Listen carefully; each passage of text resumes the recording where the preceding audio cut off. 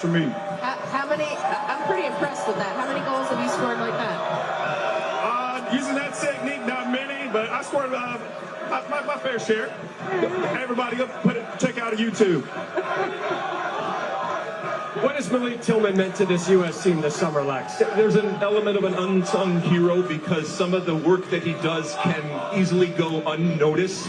I love the fact that you referenced last summer where he kind of came in and everybody said, wow, this could be a possibility, while the team was still going through a transition. And when all of the other players came in, he didn't miss a beat. He came back in and not only was able to prove that he is a starter, but he is vital in terms of the work ethic that he has, in terms of the smarts that he has to get out of situations, to double down, to help, and to get into the offense.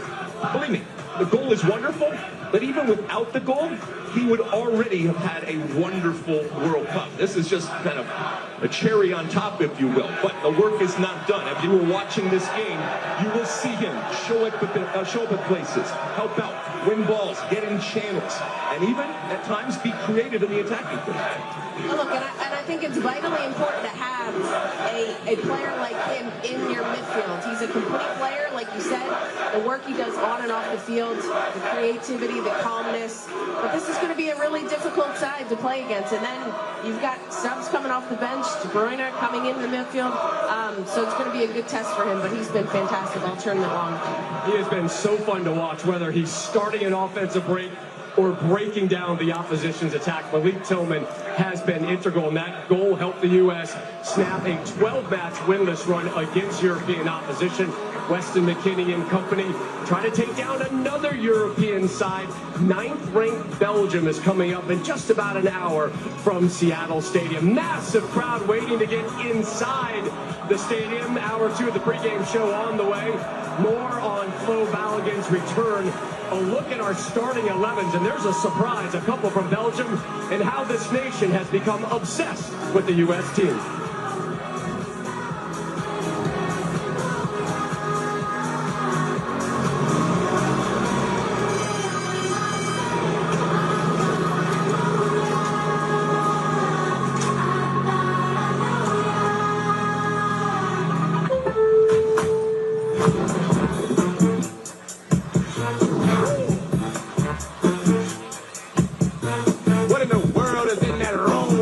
Got in that room.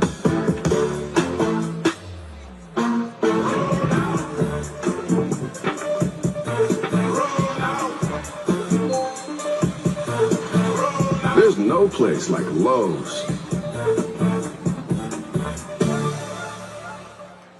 Celebrate 250 years of America, all across the country. Experience all 50 states at the Great American State Fair, June 25th through July 10th. Then join in the biggest 4th of July celebration the nation has ever seen. Be part of history. Celebrate America. RSVP now at freedom250.org. Welcome back, guys. Let's go. July 15th. Don't miss the return of the top 16. It looks like the brownie from a bake sale. MasterChef Global Gauntlet returns after the World Cup on Fox.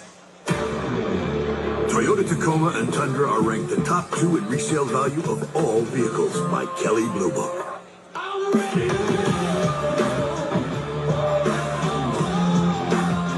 Born to roam, built to perform, and engineered to outlast the others.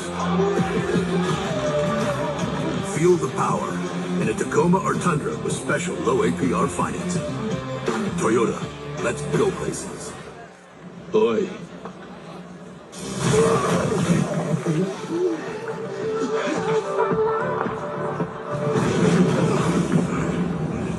Hello, I've got a delivery.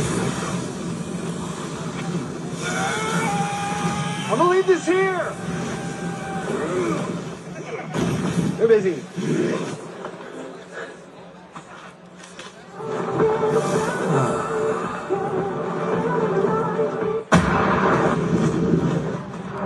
Hey, my daughter got camper of the week. Wow, that's a big deal. We got a big deal too. Right, Mom? Okay. See that brand new Hyundai Santa Fe over there? We only paid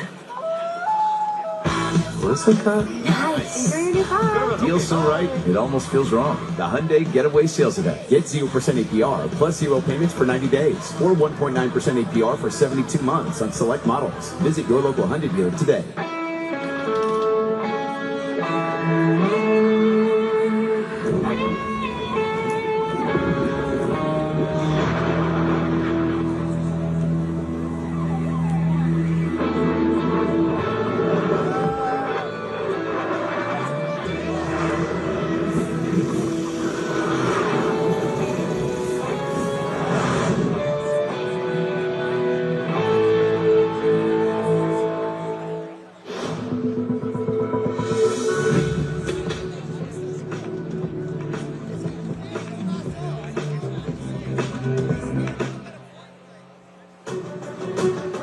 FIFA World Cup 2026 today on Fox is presented by Google.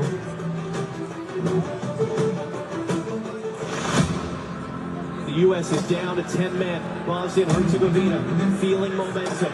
You can cut the tension of the atmosphere. Des, can he turn now? He was being held back. He felt his shirt was told that it was. The referee's going to get a free kick just outside the mark for the U.S.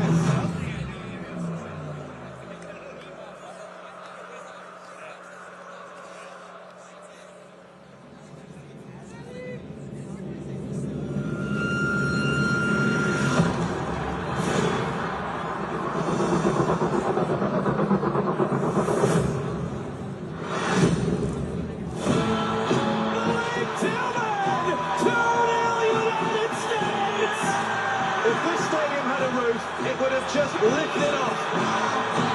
Pure brilliance when his country needed it most. For the United States, the dream continues.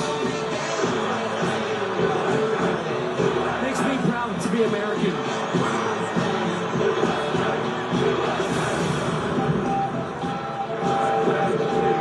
It has been a wild ride, and no better place to light this American rocket ship than right here in Seattle, Washington. A sun-kissed scene today in the Pacific Northwest. U.S. fans out in full force, hoping the red, white, and blue can book a quarterfinal showdown with Spain in L.A. But first, it's another European test.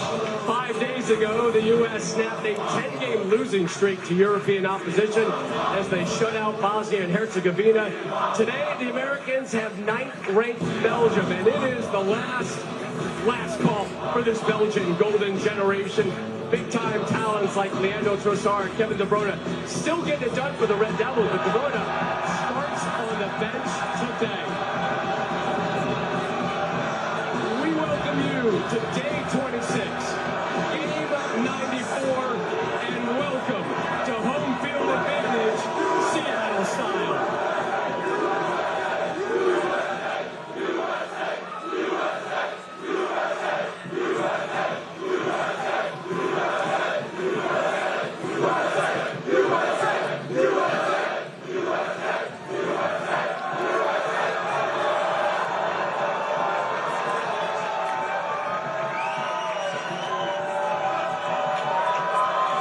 We were here 17 days ago, and Seattle blew us away.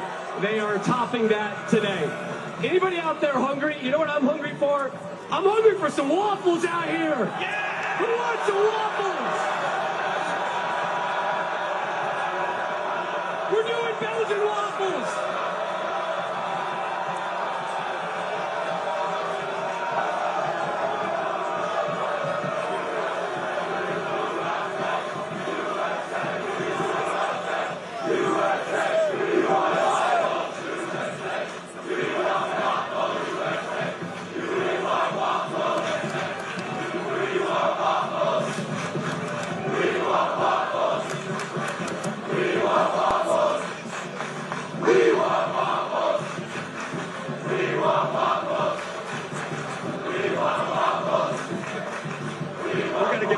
We got to get that going in the stadium today. Never did I think a "We Want Waffles" chant would take place at a U.S. soccer game. Thank you, Seattle. Waffles do hit the spot sometimes now. So glad you're here with us today from Seattle. Rob Stone, U.S. Soccer royalty, Carly Lloyd, Clint Dempsey, Alexi Lawless here with you. 26.4 million people watched the U.S. beat Bosnia-Herzegovina on Fox just 5 days ago. The most watched soccer telecast in English language U.S. history. Remarkable numbers. This team and this nation, Lex, have connected like never before. Yeah, it's been wonderful to see. America wants to celebrate America, and I think America is looking for ways to celebrate America. And I think they have found it through this team and through this World Cup. And, you know, again, as an older guy, yes, it makes me feel incredibly happy and proud with what I see. But I also think that it's the way in which this team, and I can even call them a team, have supported the team on the field. And they are as important, believe me. This isn't just me saying that because they're here. They are important because of a number of reasons, not the least of which is this is an American culture. This is an American community. This is an America that isn't going to settle. This is an America that isn't just happy to be at a World Cup. This is an American soccer culture, my friend, that is greedy, that wants more. And the reason why they can justify that greed and that type of notion is because of the quality on the field. These players came to this World Cup, they won hearts and minds, and it has just grown. And more people are coming into the tent, whether they've been following soccer all their lives or whether they've just picked it up. And my friend, it is a fun tent. It is a tent that likes to party, and we are going to hopefully continue this party for a long time to come. Can I talk now? Yes, you may. Oh, I didn't know if I was going to get a chance. Oh, thank you. I mean, if this team wants to be one of the best U.S. men's teams of all time, they need to win games like today. This is to your point, this has kind of been our bogey situation, not being able to get past the round of 16. And if you want to be along the teams of 2002 or go on to the semifinals and be the teams of 1930s, you need to win games like today. And I'm looking forward to that battle in midfield between Tillman, McKinney, and Adams versus Onana and Tillmans. I think it's going to be great. Both teams are going to go at it. We're playing against a top 10 side. We're going against a team that, you know, has a higher FIFA ranking than us, and I think that's going to make for a more exciting game. No team is going to sit back. Both teams are going to go for it. It's going to be wide open, and I expect a lot of goals. Look, and, you know, this fan base, America has fallen in love with this team, and I'm greedy. I'd like to win, but if they don't win, this has still been an absolutely massive success, in my opinion. I do think that they can win. They have the capability of winning. They have the players. They have Pochettino, who's leading this squad. But the way in which they have displayed on the field the grit, the determination, the way they're playing, the way they're scoring goals, the way they're together, I just think that is what America loves to see, and they've united our entire country, which has been absolutely unbelievable. But also what America loves to see is winners. And this team so far have been winners. But this is a big, big test for this team. This is a big test for this generation. It's a big test for American soccer. Is the U.S. the favorite today versus number 9 Belgium? Nope. I think they're back in the underdog role. But make no mistake, this is not the Belgium team that we saw in 2014. This is a beatable team. I'm not saying this U.S. team can't screw this up. They absolutely can. But again, the quality and the attitude that we have seen through this tournament, they have to be licking their chops with what is on offering right here for them in Seattle and across the country, the people that are behind them. But ultimately, the whistle's going to blow, and they got to do the job. Brian Adams sang about the summer of '69. We're all going to remember the summer of 2026. Seattle, we're about to head inside. I just want to thank you. I want to thank you for everything you did 17 days ago. I want to thank you for everything you're doing today. I want to thank you for getting the U.S. to the round of 16. Let's take this party inside and get a win. And let's go to the quarterfinals.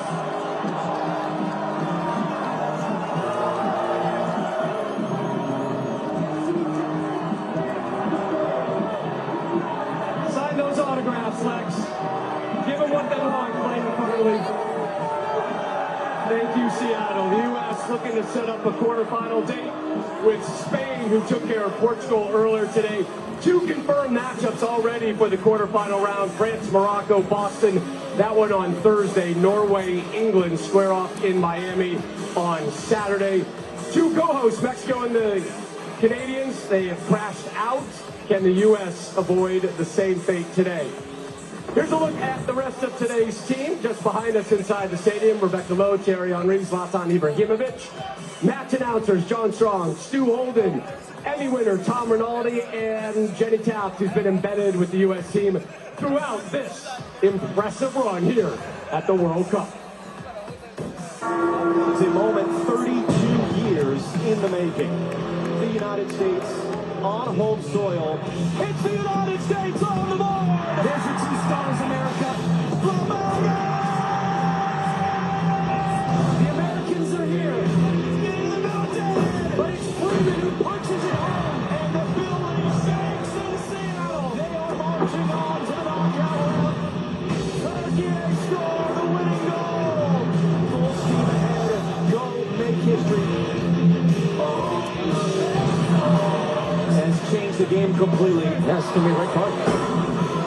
What his country needed the most. Pure brilliance.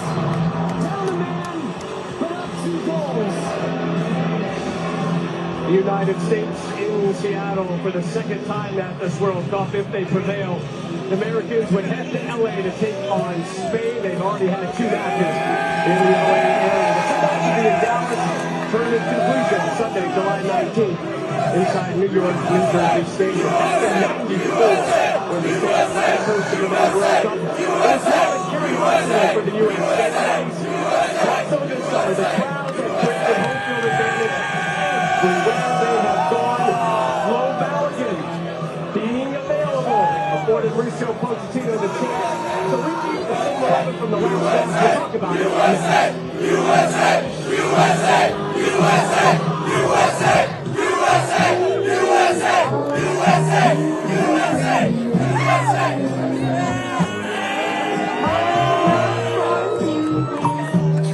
The Bank of America customized cash rewards Visa card for life's rewarding moments.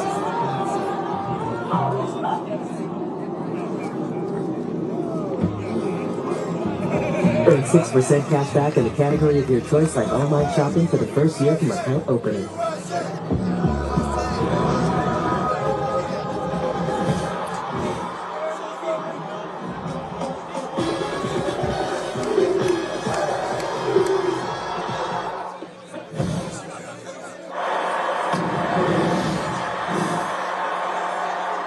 This summer, the Cup is bigger than ever, and DraftKings has you covered wherever you live. Every match, every goal, every iconic celebration that gets blown out of proportion by the international media. Pinkies up. New DraftKings customers, spend $5 and get $200 in total bonuses, and get in the game nationwide with DraftKings. Now live in all 50 states. The crown is yours.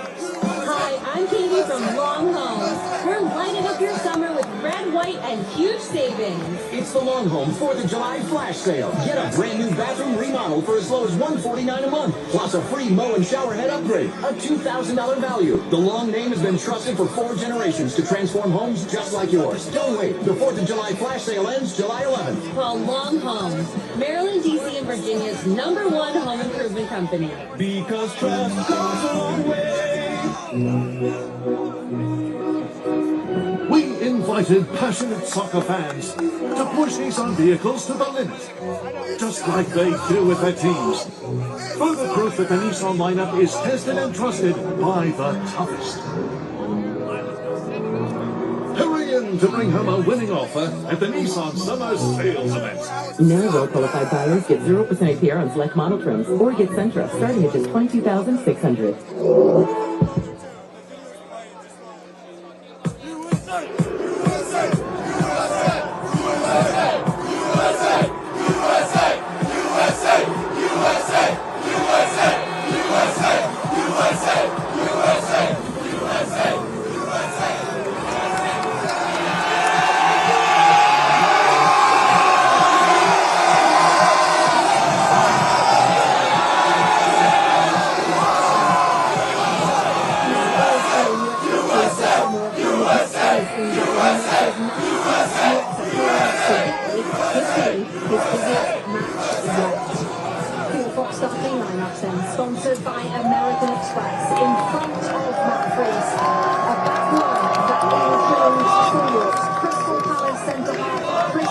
is Ron Marshall. That's the next game to the match ratings, and now we animate out Wizards have done well so far this tournament. Going to the series. What Malik Tillman can do in set pieces we know all about. Christian Pulisic will make his third start of the tournament, and Flo Balogun leads the attack a day after finding out that FIFA suspended his red card from the round of 32 and that he was free to play today. Here was his manager Mauricio Pochettino in our Jimmy Tap just moments ago. Mauricio, with the Ballo news and the last 24 hours, how have you kept this team focused and not distracted by the outside noise? Well, outside is outside. I think we were focused in do our job, is to prepare the game in the best condition. Of course, to have all the players available always is a good news. Of course, to be or to have the possibility to have Ballo again with us and being available is important for the team. What does Ballo specifically mean to this team, bring to this team? Well, I think he scored 3 goals, and I think he's doing a fantastic job. Well, that's why it's good news for us, and I think it's important for the team. I hope that today he can show his quality. Let's talk their opponent, shall we? In goal for Belgium, and the man many see as the best in the world in his possession, Thibaut Courtois. 20 World Cup appearances today, ties in with Keeper Lloris, or second among goalkeepers, behind only Manuel Neuer. So let's have a look at the starting lineup for Belgium. Courtois is behind Brandon, Matchday, and Nathan Boy. Yuri Tillemans scored the latest goal in World Cup history last time out against Senegal. Leandro Trossard has found the back of the net twice at this World Cup. And Dominic Bacchio scored twice against the US in a 5-2 friendly victory in March. He surprisingly didn't start today. Kevin De Bruyne, Jeremy Doku, and Romelu Lukaku all available on the bench. Let's show you the United States players coming up to warm up.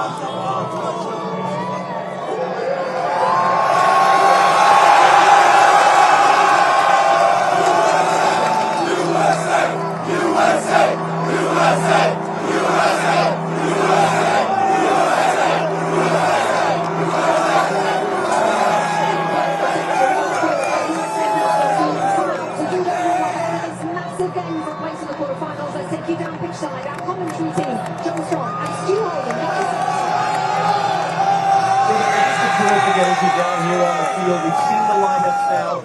What's a big picture theme that you think is going to be significant in this game?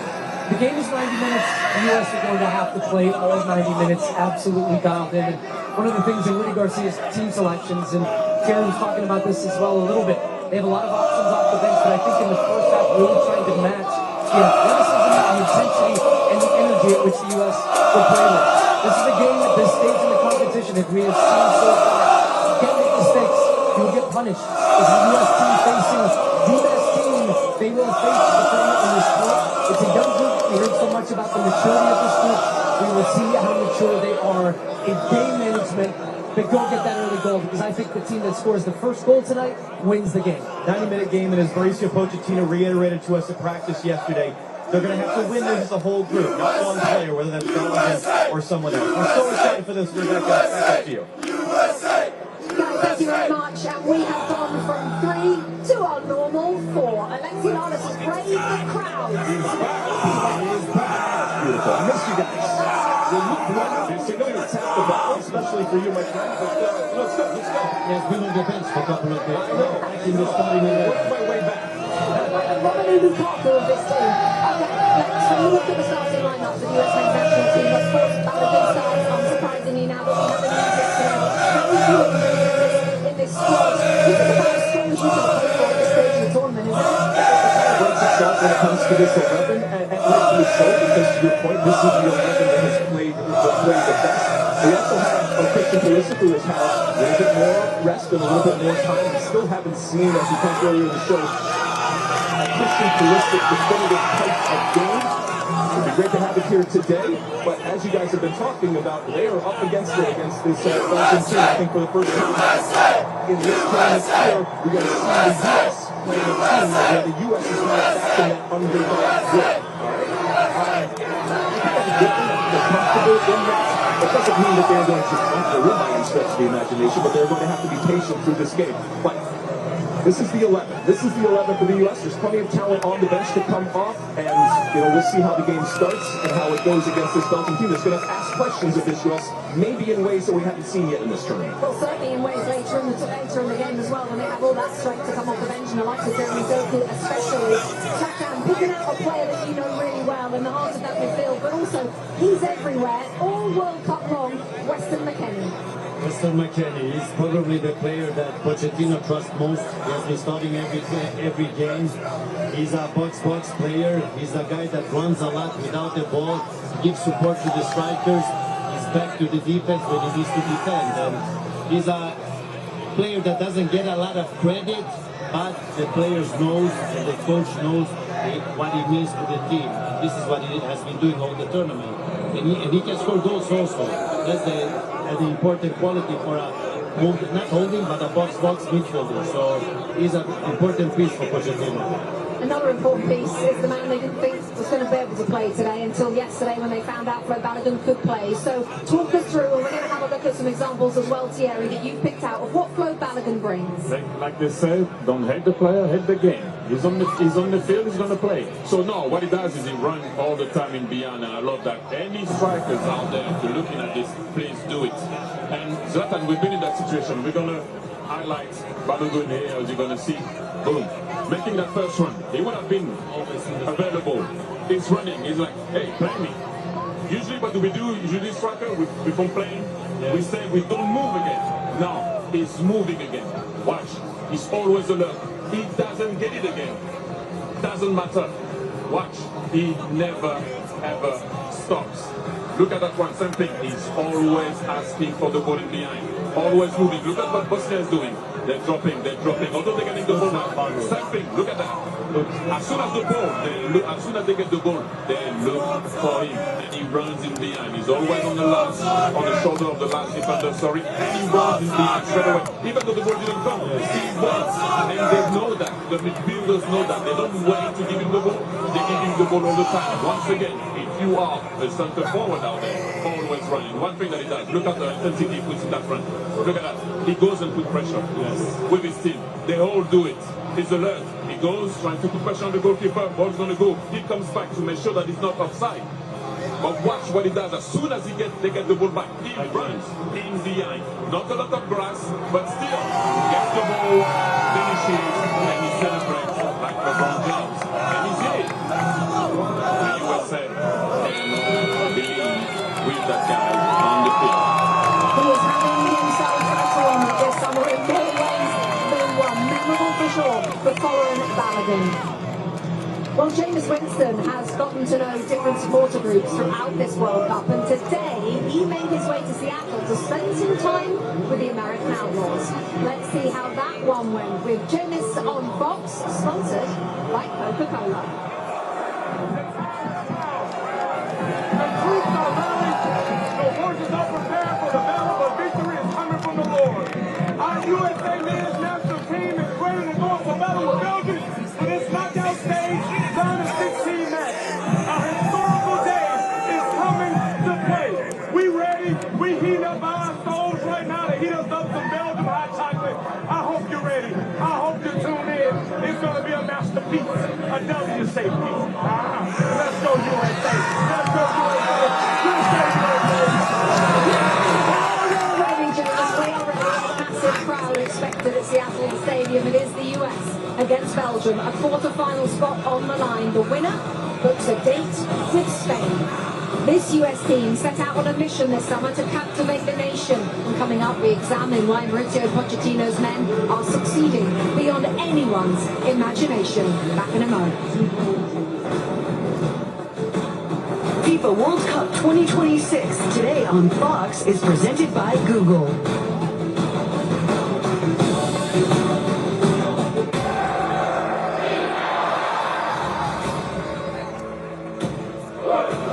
That World Cup's still something special.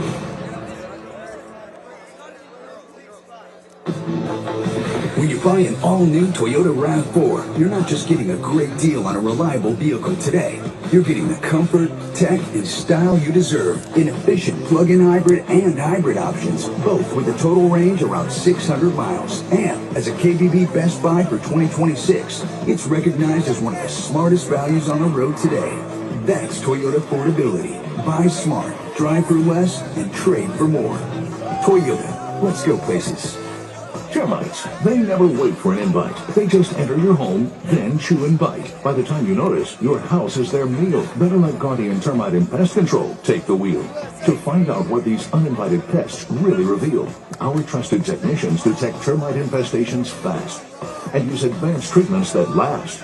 Get 10% off a full termite treatment today and keep those critters away. If something is bugging you, call Guardian Termite and Pest Control today. Visit guardian-pestcontrol.com.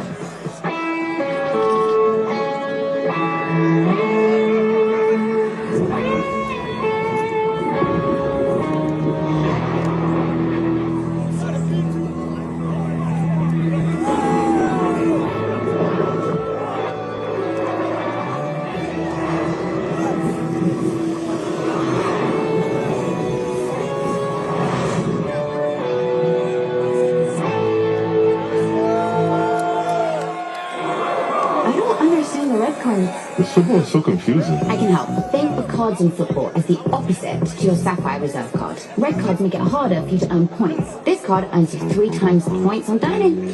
Thank you. Also, you get a $300 credit on travel. You ready? Yeah. And 2 yellow cards means that you're out, but that card gets you and 2 gets in. Yeah. Experience the card that's remarkably rewarding. Chase Sapphire Reserve. Howdy, Roadrunner. You're very fast. Well, I drink Red Bull. But you do realize... Yes, Red Bull gives you wings, but, I'm scared of heights. Oops. Red Bull gives you wings. Red Bull Zero. 0 sugar, low calories. Tried it yet? Chippy, this Friday we're in Frederick, Maryland. Say it louder. I love Dixon! Quietly carrying Maryland. This country has been waiting for this match, and here we go. Mulligan scores! Full Mulligan! He'll do the LeBron celebration! Your brilliance when his country needed it most. An all-American performance that makes me proud to be American. So the US looking for their 4th win in this summer's World Cup and their 2nd here in Seattle. Mauricio Pochettino's side aiming for a quarter-final place tonight at the expense of Belgium. Now with America celebrating its 250th birthday this summer, this US team are playing their part in bringing joy across the country. For more on that, we send you down to Tom Rinaldi. What an atmosphere here, Rebecca. As we consider the experience of this World Cup and all it's brought to us this summer, it gives us a chance not to focus on the borders or the beliefs that sometimes divide us, but an event with the power to do the exact opposite, unite us. And that's what's been happening through this tournament, this team, this run. As Matthew McConaughey helps us explain, this rectangle is planted with a special gift to connect us.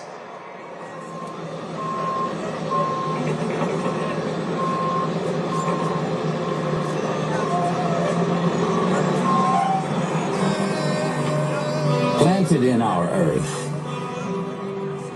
rooted in our soil, but with the practice of patience and the care of cultivation, through weather, labor, and time, the blades of grass form and then transform. A sod farm to a playing field, piece of countryside to a beckoning stage, a patch of land to a common ground. Oh, but watch how it grows into a turf that supports the weight of a nation's hopes.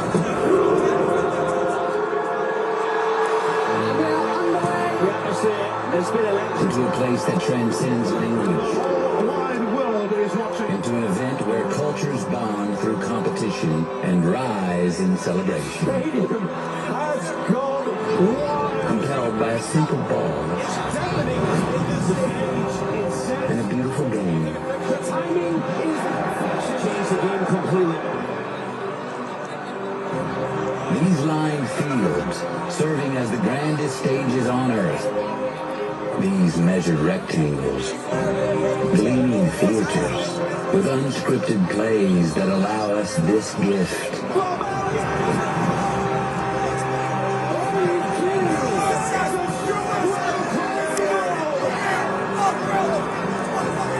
An emerald canvas where every chant has a place in our human chorus. Daring, dream, and wish. Why not us? For a common goal, a common good, upon our common ground. And take a look right now as we head into Seattle Stadium, and you can feel this atmosphere as we come up and over the famous triangle. And you can hear this crowd roar. Thanks to Matthew McConaughey. This film, The Rivals of Benziah King, in select theaters August 14th, nationwide August 21st. We know he's going to be watching with millions of others to see how this script unfolds and how this movie ends, Rebecca. We can't wait. Tom, thank you. What a beautiful piece. Alexi, I want to start with you. You've known this is coming for a number of years. How has what has happened in this country, both on and off the field, compared to perhaps your expectations coming in? Oh, it's exceeded my expectations. You know, when I think back 32 years and what America was as a soccer country and culture, you know, as the saying goes, you've come a long way, baby, and we certainly have. It's kind of like you see a band when they're first starting out in a club, and it's, you know, it's raw and it's almost intimate, and then you see that band grow and grow and grow, and next they're playing a stadium, and they're two completely different experiences. They can be incredibly impressive, but they're different. I love what is happening here. I love what is happening to my country through this World Cup and through this sport. It makes me incredibly happy. It makes me incredibly proud, and I enjoy sharing it with everybody. It's kind of perfect that while you were answering, that Country Roads just started to be played around this stadium, the new anthem of this US men's national team. Zlatan, is this what you expected when you signed up for this gig? I mean, I'm here. There is a reason why I'm here. A World Cup without Zlatan is not a World Cup. There is still more to come. So it has been amazing. It has been great. This is all about what the World Cup is. So bring the whole world together. Everybody's welcome, and it's connecting everybody. So that's the beauty with World Cup. Thierry, you've lived in the States, you've played in the States, you've managed over here too. Did you think this, not just here today, but what we've seen over the last 3 to 4 weeks, with not just the USA, but all the teams and all the fans, did you think it would look like this one day? Yes. And I've been saying it for a very long time. I said it since December. This country is a sleeping giant when it comes to football. I will say football. This country is a beast. But you need to go about it the right way. You need to believe that you can. I've been saying it for a very long time. This country, usually when they touch a sport, they usually dominate it. And I know, I've been saying it for a long time, since I've been here, since I left, when I'm in Europe, I always say to people, do not sleep on the US. Do not. But do they want to wake up? Do they want it? Do they believe in it? That's a different ball game. I always did. And I always did say, when I'm in Europe, oh yeah. But you have to go about it the right way. And have the right foundation. There's a good foundation right now. Hopefully you can build on that. I always believe that I will never change and not stutter. This World Cup has given us as Americans a view through the lens of others as they see this country through the World Cup. And it's given us perspective, and I think maybe even some appreciation. And then, obviously, the people that have visited the country, hopefully they have a completely different perspective when it comes to what we are as America. A huge choir belting out Country Roads before kick-off as we edge towards this game between the USA and Belgium. The first North American World Cup in 32 years, by the way, matching attendance record. We've already gone past the 6 million mark, and United States fans certainly doing their part. To the rafters for the US fans today. Can their presence push this team into the last 8? We will pick out our players to watch ahead of this one. 21 minutes to go.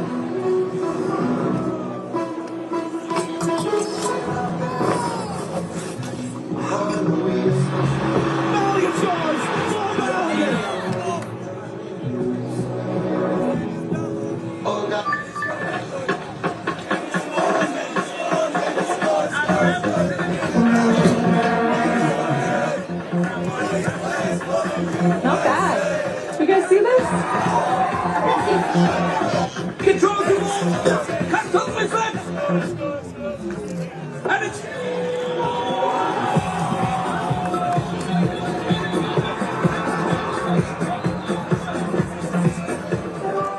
DoorDash.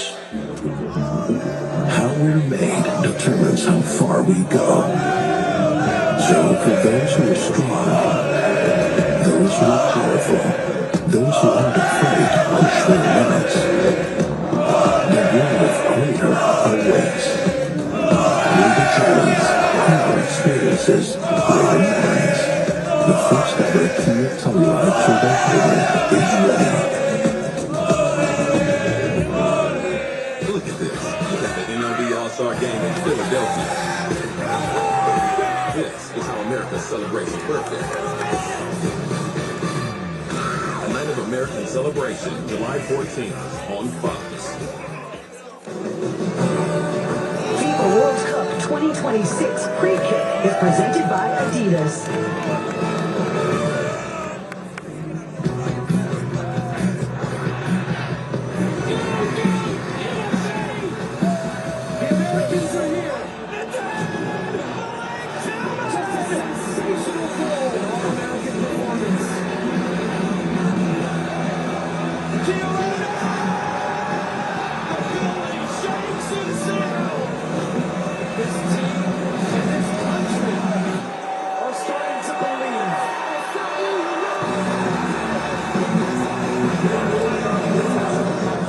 2002 is still the only World Cup that the US has played a quarterfinal match. A win today and they're back in the Elite Eight. Let's check in once again with Jenny Taft. This game will demand the highest version of ourselves. That's one of the many messages from Mauricio Pochettino to his players before this match. I've had a close eye on Folarin Balogun, available to play starting tonight. He didn't want to chat with me before this one, saying he wanted to let his play do the talking and talk after the match. But his players tell me he is ready for the moment. Some are calling this the biggest game ever for U.S. soccer. Tim Ream told me the moment you say that, you become distracted. I asked him about the last 24 hours, the highest of highs, Balo's back, criticism from the outside. He said, we are so close. We are a family. Nothing can get in the way of what we plan to do. Continue to make history. Jenny, thank you. When they announced the starting lineups here inside Seattle Stadium, the loudest pop was reserved for Flo Balogun. The U.S. trying to get to just their second ever quarterfinal appearance on a World Cup stage, first since 2002. Rob Stone, Carly Lloyd, and Clint Dempsey back here with you. We want to hit a couple players that our eyes are really focused on today. We begin with Malik Tillman, who had his Kurt Schilling bloody sock moment last time out a couple days ago in the Bay Area. Before he took that free kick, that's a look at what he was dealing with, and he was still able to bend that ball into the, as Dr. Dempsey showed us earlier. Yeah, welcome to the lab. No, Sylvan has been the man. But it's hard to mention him without mentioning also McKinney and Adams. They've been amazing in midfield. What's impressed me about Tillman is his work off the ball. His running for his teammates to get open, but also the work he's doing defensively. We've always known his quality that he has, being able to be creative, use his flicks, use his skill to create opportunities for the players around him. And I think this battle will be won in midfield today. And look, big-time players show up in big moments, and we are all awaiting Christian Pulisic to show up. This is his opportunity to do so. This game actually sets him up to have success, especially out wide. The Belgians will want to get their fullbacks high, and he can take advantage of that space in transition. 1v1s, he's got to be exceptional and get a goal. Real quick, 3 Belgian stars start this one on the bench. How does that impact the way the U.S. is going to attack that first 45? Look, you know, I don't know what the game plan is, but I think they're going to come out flying. I think no matter who they have starting and coming off the bench with a De Bruyne, Lukaku, Doku, it's going to be really hard to defend that. To your point, we got to start the game quick. The longer this game goes on, the more pressure's on the U.S., especially getting to the second half. I think the game opens up even more, and then you have Kevin De Bruyne, and then you also have Doku coming on, like you said, that can change this game. So the longer the game goes on, how do we deal with that pressure? Hopefully we can get an early goal like we've done most of the games so far this tournament. And hey, it's going to be exciting stuff. Let's get our popcorn. The Red Devils know they've got the cavalry waiting on the bench if they're needed. For more, we take you upstairs, Rebecca and the guys. Rob, thank you so much. So many stars then on both sides hoping to leave their mark on today's match. So for our Players to Watch, sponsored by Adidas, we're going to focus first of all on one of those players the guys are talking about who will probably, Zlatan, come off the bench and affect this game in a big way. Who's that? Romelu Lukaku. He's not in his best condition, but every time he has entered that pitch, he has done damage to the opponent. He's probably the most powerful player in this tournament. Not the most skillful, not the most technical, but the guy knows one thing, and that's scoring goals. He always did it in his career, and he's continuing to doing that. So when he comes in, I want to see those defenders handle him, because he's going to move them with ease, that I can tell you. Normally on the left-hand side, Jeremy Doku will play for Belgium, not playing today. In his place, a player though who you think could be just as dangerous, Thierry. I think I will reverse that. Luke Bakio is going to be on the right, Trossard is going to be on the left. But do not sleep on Luke Bakio, do not sleep on Charles de Ketelaere because the big guns are on the bench. This guy in 1v1 can be lethal, come back on his left foot and score. He has that in his locker and he's been waiting for a long time to be a starter. That's his chance. Let's see what's going to happen after, but be careful, Robinson. And let's talk about a player we just saw warming up who looked like he had some sort of strapping for Belgium on his leg.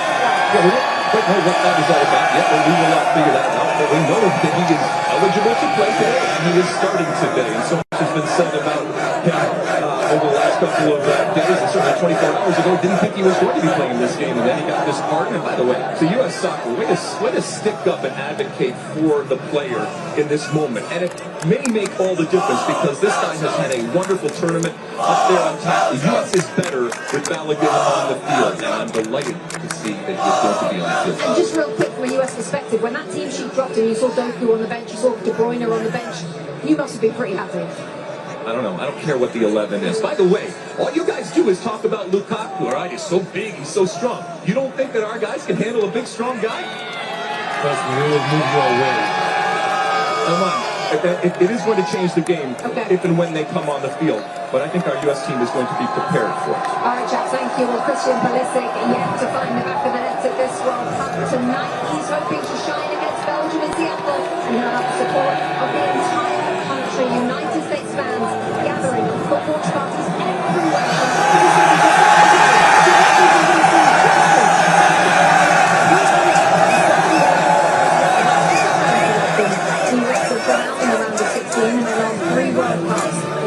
To break that pattern today. In just a few moments, the teams will be out and we will bring you the national anthems.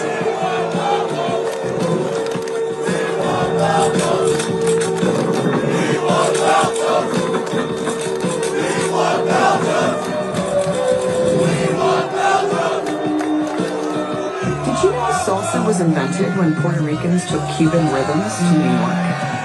Brazilian Jiu-Jitsu was born when the Japanese took Judo to Brazil. When North African frying traditions met Spanish stew, Spain made the churros. After Jamaicans took their sound systems to the UK, the world got it. And this is what the world gets when 48 nations meet to play one beautiful game.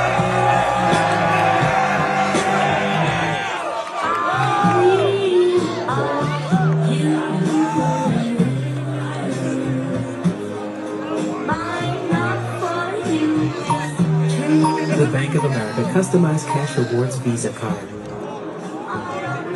For life's rewarding moments.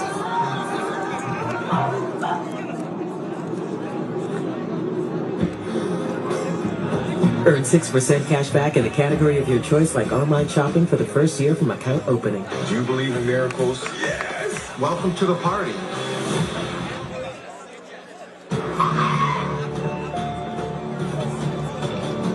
Hi. You okay? Yeah, just changing up my look. See that? I got a little low.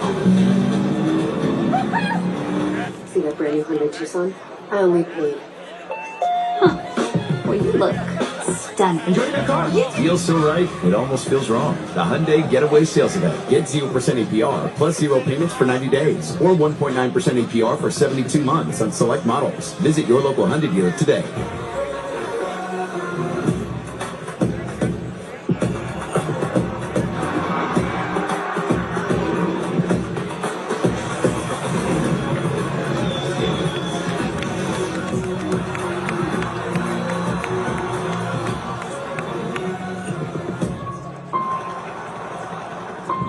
This day was inevitable. You want to do something that's never been done? Go someplace you've never been? Eventually, you have to stop chasing the world's attention and start chasing the world's respect. Stand across from the baddest on the planet and not live. Look up at the rest of the planet. That isn't expectations. It's receipts. It's a reputation you can't buy. Names that shape the ground. Cold, hard facts. And the building shakes in Seattle. What do we have? Something you can't quantify. Something undeniable. Something they don't. Don't have history. Belgium, the USA. Who breaks first?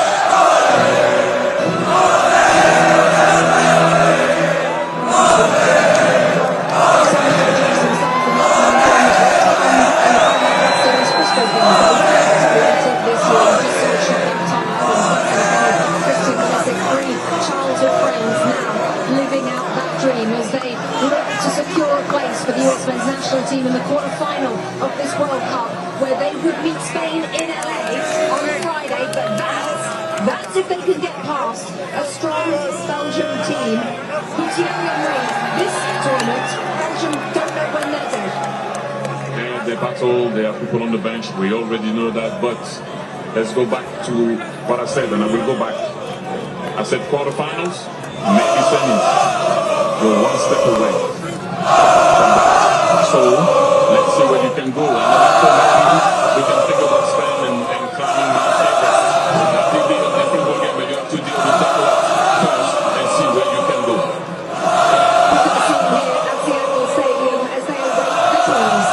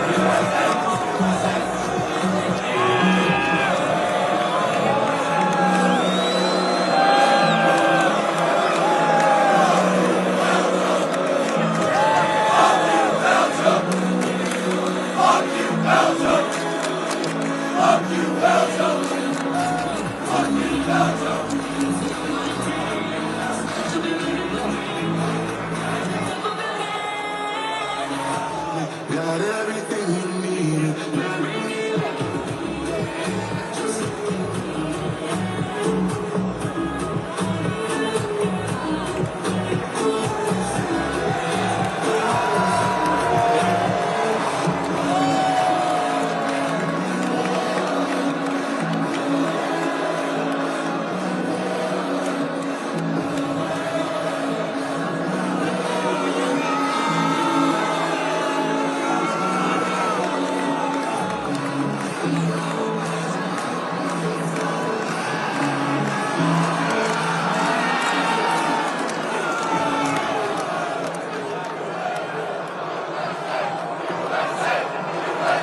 rise, if able, for the playing of the national anthem of Belgium.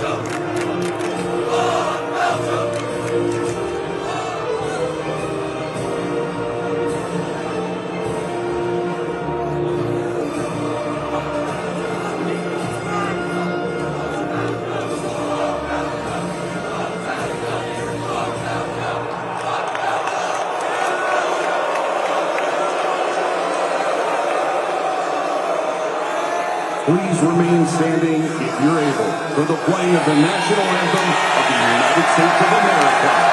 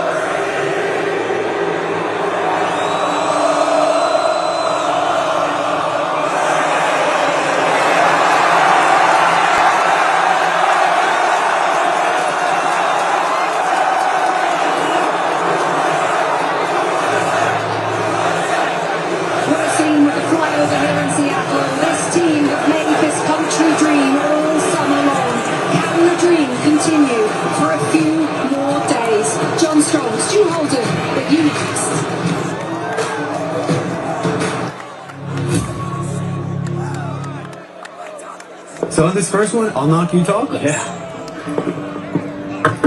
Hi, I'm your neighbor. We're having a watch party. We like to come. Sounds like fun. Yeah. Hey, Alex, what's up? Hello, welcome. Come on in, guys.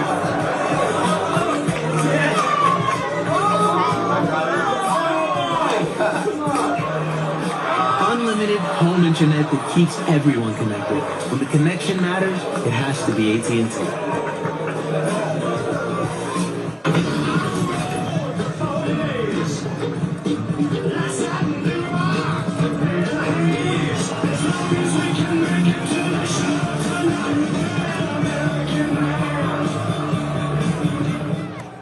Turn back time when you're injured with Valvoline Restore and Protect, a first-of-its-kind motor oil that removes up to 100% of engine-killing deposits and protects against future damage. Ask for Valvoline Restore and Protect at your next oil change.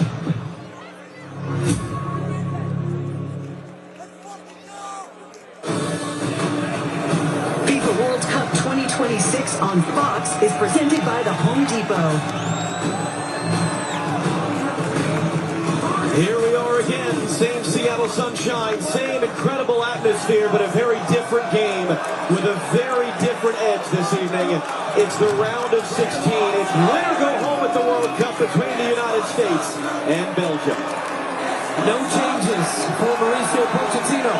And that means Joe Belgium is back in the lineup. 3 goals for him in this tournament. Went off with the red card against Bosnia-Herzegovina, but he gets the start in this one against Belgium.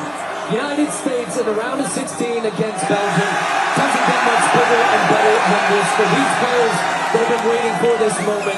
Matt Friese in goal, only 1 goal against him so far in in the tournament, this will be his biggest test. And here come the Belgians. A couple of changes for them as well, but most notably, it's who's not starting. Jeremy Doku, Manchester City winger, on the bench. Kevin De Bruyne, one of the best players in the world, on the bench. I think they've gone with a lineup that can match the physicality and the speed of the United States. Onana gets a start in the middle of the field. Luka Bacchio on that right-hand side. Look out for him. He is dangerous. I expect Trossard to be on the left. Luka Bacchio on the right, cutting into his left. And De Ketelaere gets the start up front. One other important name, Lukaku. Look out for him in the second half. This has been a wonderful 3.5 weeks. The way this team has played, and the way so many millions of you have embraced it, it's something Mauricio Pochettino has talked to us about a number of times. But this game was always going to be a little bit different. Because for all of the success the U.S. has had historically at World Cups, only once have they ever won in this round and advanced to the quarterfinal. It's a different type of opponent Rudy Garcia leads. This is one of Europe's elite. This is a team in the top 10 of FIFA's rankings. So this game was always going to be a bit different. And then yesterday happened. And that just adds a different emotional intensity. It adds a different scrutiny, both across this country of ours, but also globally as well. All the players can do, all they can control is how they perform. And how together this group is, how motivated they are to make real history. Because in the modern format of this FIFA World Cup, only once has a U.S. men's team played in a World Cup quarterfinal. And that was a quarter century ago. And all the while the European champions, Spain, watch in Dallas to find out who they will face off with in that quarterfinal Friday afternoon in Los Angeles. One of the very special days in the history of the sport in this country. Can it be capped off with a victory?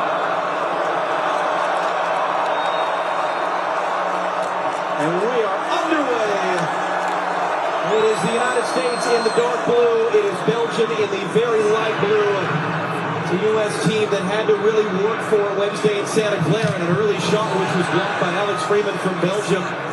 They took the lead against Bosnia and Herzegovina. They were reduced to 10 men with that video review red card. And they grinded it out the rest of the way for just a second knockout stage win in their history. And Jorginho just thought that was going to be their ball. Well, look out for the long throw here from De Kuiper. So they're going to put early pressure on that freeze. Maxime De Kuiper going to set up a long throw. Gets it in deep. Richards got his head to it. Pulisic's got to get it clear. Can't get it clear. The follow-through shot was blocked. A second follow-up. That might be the best save Matt Freeze has made all tournament. It comes 48 seconds into this game. And that's a man who knows from big saves. Hugo Lloris, the World Cup winner. When you get the applause from Lloris, you know it's been a great save. Just not clear at the top of the box from the U.S. The second one was a good block. And then that shot's going in. Freeze at full extension. Set pieces will be a key for both teams in this match. That was Timothy Castagna who took it. It's De Kuiper once again on the corner. Freeze coming in off a 3-save shutout, including some early action in that game against Bosnia and Herzegovina. And Mohamed of Jordan, his own referee. This is a big game for him.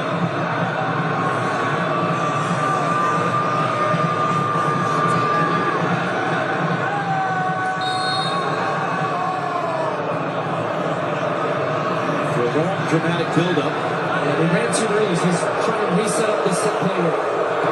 Kuiper sends it in, Freeze takes it home. Anthony Robinson didn't get there, but the second early save from that Freeze. Off the head of Paulo Charles De Ketelaere. So it's a Belgian team. They were in this building a week ago. They were down 2 goals with 5 minutes left. It was the latest comeback in a knockout stage game in World Cup history. They forced extra time with Senegal. They won it with the latest goal in the history of the World Cup. So they're coming in a little bit battle-hard, maybe a little bit fatigued as well, potentially. You talked about the lineup changes. Overall, what do you expect? I expect that this is a game the U.S. are going to have to be locked in for 90 minutes. They passed. Did they get on the end of that quickly? Take a throw. He clips it up in the air. Tillman is not going to reach it out for a U.S. throw. And just a reminder, as we're trying to get our points in here, this game is going to be fast, intense, but it's exactly what you would expect from 2 high-quality teams. Belgium have experience. They have quality all over the field. They play in big games all the time. For many of these players on the field for the U.S. right now, biggest game of their lives. They talked about the maturity from 4 years ago. they've shown us anything throughout this tournament. And Chris Pulisic knocked off the ball early. I've said I think he could have a very big game in this one if he gets the space and time, but is aggressive in the ball. But at the beginning, U.S. has to be the team that matches the intensity. Richards is going to get there first. Quintanar was trying to catch him there, going back to freeze the goalkeeper, and he knocks it off of Belgium for a throw.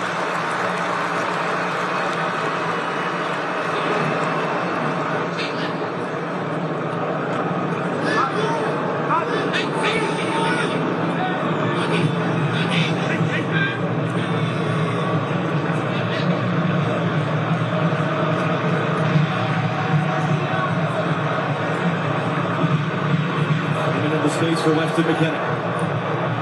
Des also turn around one, knocked away by the second man through Onana. Osana taking immediately off the ball. McKenny, early angle in, but it's not going to get there. Thibaut Courtois, one of the best goalkeepers in the world of his generation, his first touch of the ball.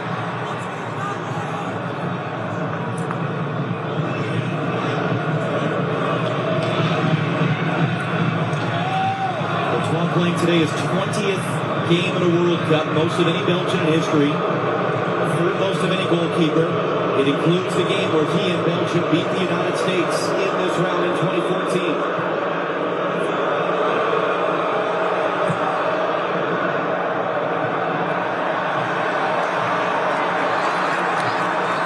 That's first to that header from Freeman.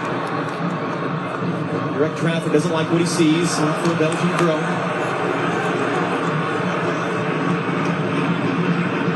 Things I'm really interested in early in this game is you're going to look back at Castagne's shot. That ball is bending. It's bending even more in slow motion. They freeze. What concentration, top hand up. And it had to be a strong hand too. That's a terrific save, and you get a better look at it on that replay there. U.S. fans wanted a handball there. Tom Rinaldi said it really well before the game. The U.S. won with 10 against Bosnia, but today they played with 12. That 12th man is the crowd. And this crowd was one of the best we have experienced, and they will be important in motivating and pushing this team throughout the game. It goes by Ngoy, and it will run all the way through to Matt Freese. Don't underestimate the significance of that early save for Freese. This is the biggest game of his life. Former college soccer player at Harvard, plays for New York City FC and MLS. 5 saves so far at this tournament, but none of the truly top-level category. That might have, in fact, be the biggest save he's made in his 19 games as the starting goalkeeper for the United States, particularly because it came so early. Listen to media pressure taken off the ball by Onana. So Pulisic lost his first 2 goals today. Yeah, just a couple touches that are getting a little sticky, stuck under his foot. Just trying to watch how the United States are looking to build and to break down this Belgian defense. McKenny really in possession is coming far wide and right. And you've got the wingers, the fullbacks on both sides pushing inside. Dest is coming inside to make space. I think, again, they want to find ways to get McKenny on the ball, but create, as they have done all tournament. U.S.'s strength in attack has been their unpredictability by moving players around and creating matchups that they want, all centered around Flo Balogun.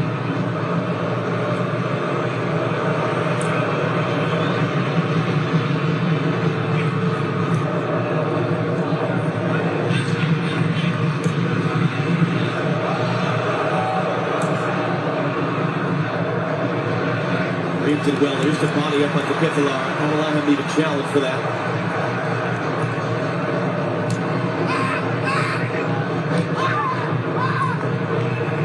Freeman, the 21-year-old, very young player. Trying to show composure in big moments. That's another 50-50 call gone against the U.S.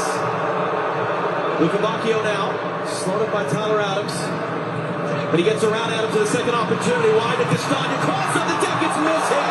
That was a wonderful look for Yuri Tielemans, who scored twice in the last game, and he just mishit it. They get away with one here. Pulisic stops his run, tracking back with Castagna here. He does the overlap, so they get the overload situation that they want. And Pulisic just stopped running with him and left Anthony Robinson 2 against 1. The ball was cut back. It was a great look for Tielemans, expecting him to just sweep that into the back of the net. But the first thing you see is just the difference now in competition. The athleticism of Belgium, closing down space, putting the U.S. under pressure. can't leave players and not make that run tracking back. You can't leave guys 2v1. There's been a hesitation, but he gets there in front of Luca Bacchio, and those two collide. It's what we said. This is a different type of game against a different type of opponent from the prior four.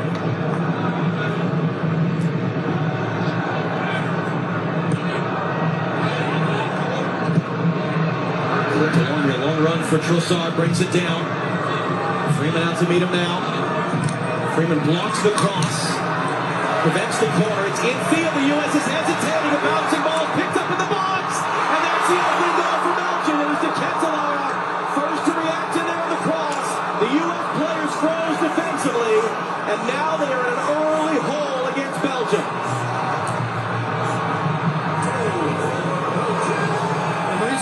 You saw them there looking at the replay of that on their screen thinking, what are we doing? It was the thing we said before kickoff. When you play against teams like this, you can't make mistakes. You get punished, quite simply put.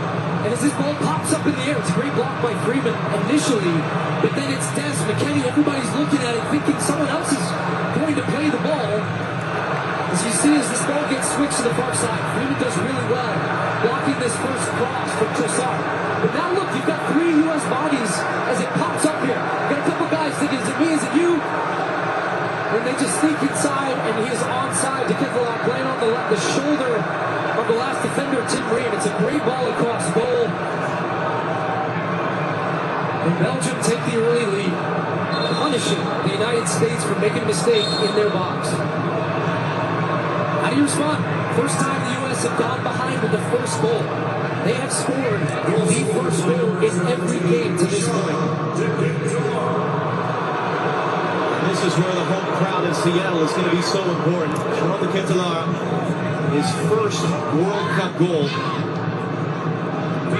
He was a prodigy for Belgium as a 21-year-old, made a huge move to AC Milan. Struggled to make that pan out, but he's starting ahead of Romelu Lukaku, their all-time leading scorer. So that's a huge moment for him individually as the pass is behind Destiny slips. And this is a key 5 moments right here for the U.S. to show some composure and work their way back into this game as De Ketelaere is tripped up.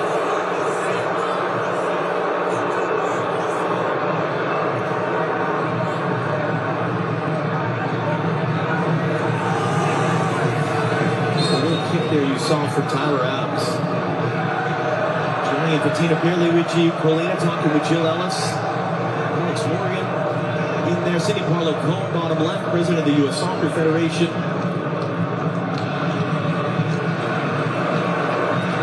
Look at that discrepancy, 6 shots to none, the opening 11 minutes.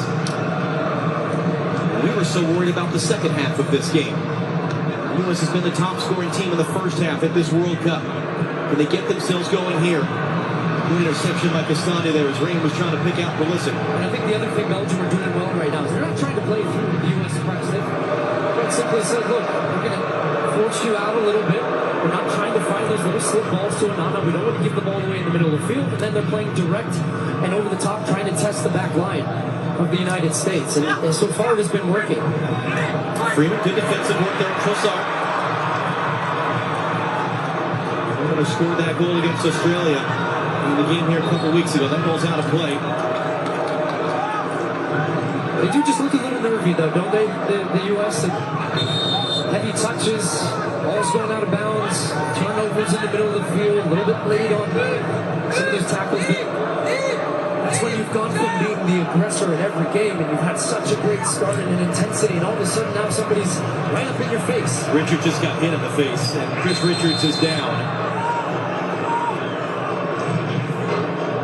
Indispensable members of this team, one of the key leaders at the back, Birmingham, Alabama native.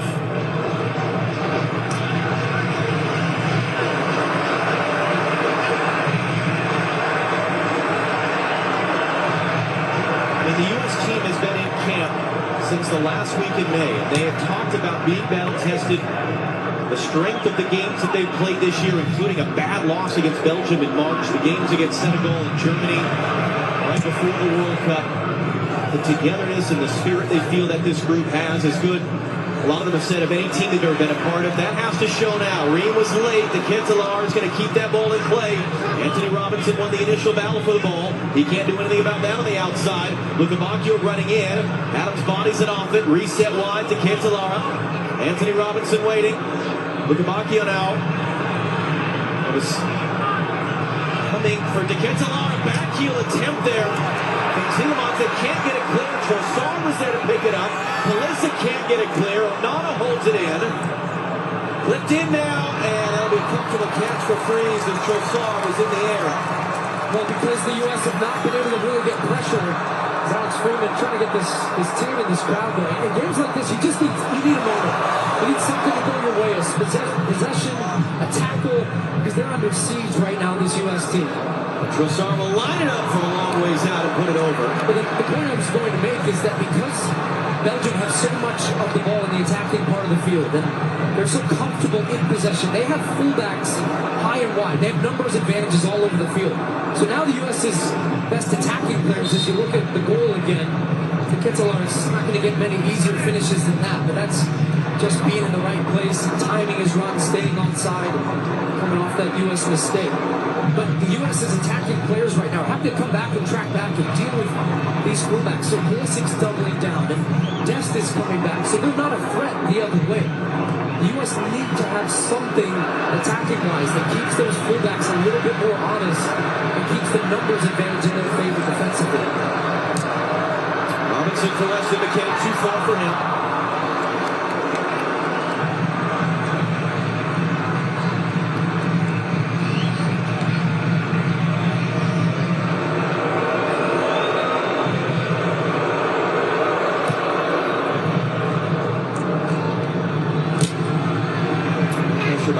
Got a piece of that ball. Anthony Robinson got a pocket bit, won it back, couldn't play inside for Adams. Quarter hour gone. It's been a tough opening 15 minutes for the U.S. Matt Freeze with that huge save in the opening minute. Not been a goal for Belgium. And they start to look again like the team that they have been at this World Cup so far, even against a much higher quality opponent than they've played at this World Cup so far. I think we're about 7-ish minutes away from the hydration break. Just looking at the U.S. defensive pressing structure, it's too easy for Belgium right now. It's basically Balogun against 3.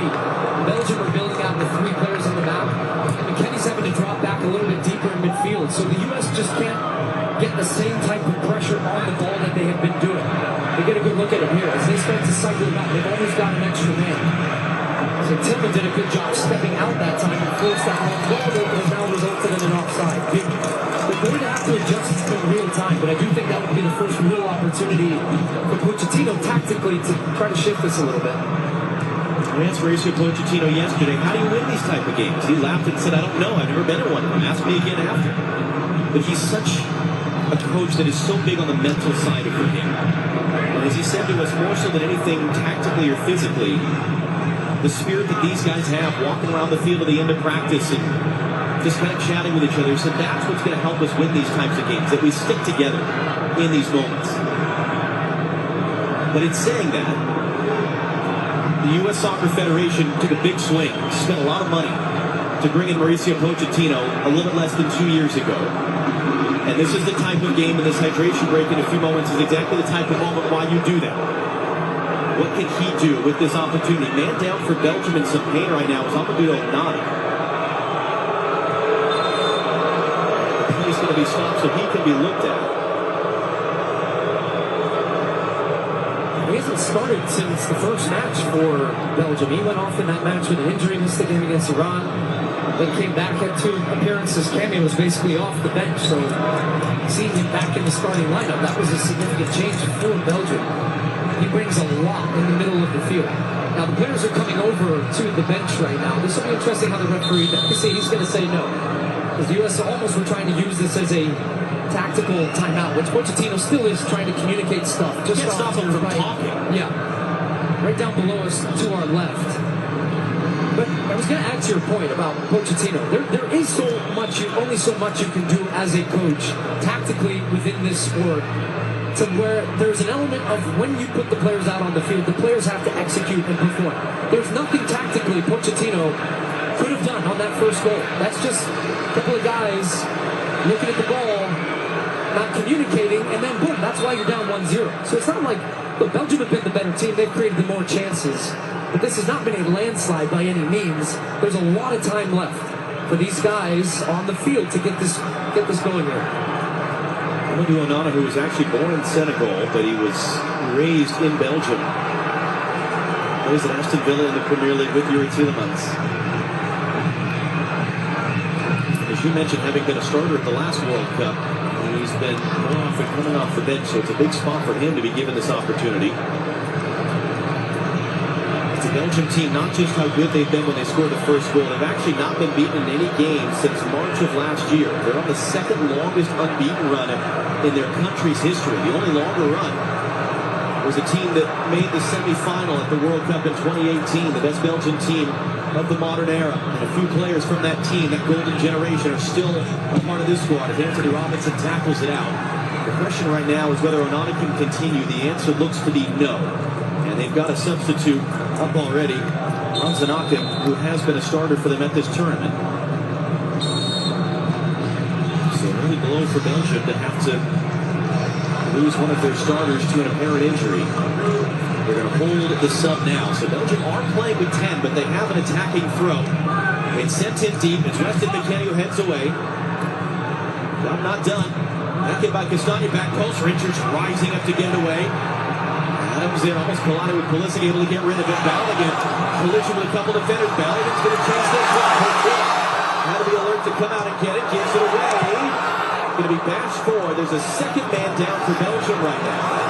As part of that collision with Balogun a moment ago.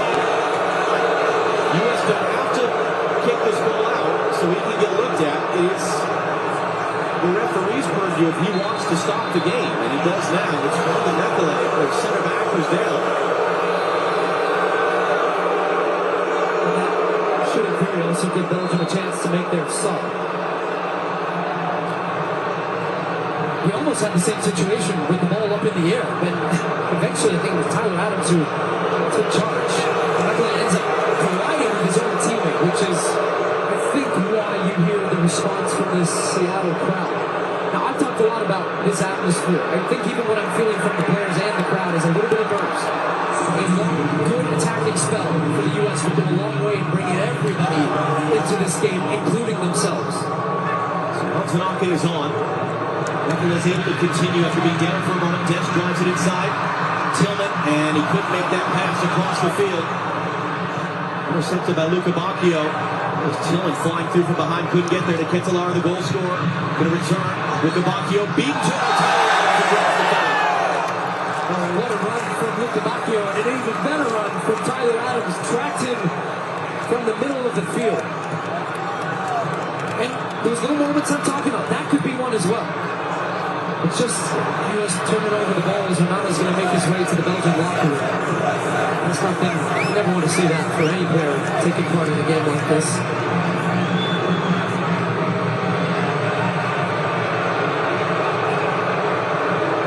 Comes a long ball again, long and direct, bypassing that U.S. press. They know that is his strength. And they've been winning some of these second balls, but look how much... Freeze backed off. Richards almost gave it away. He needs some help.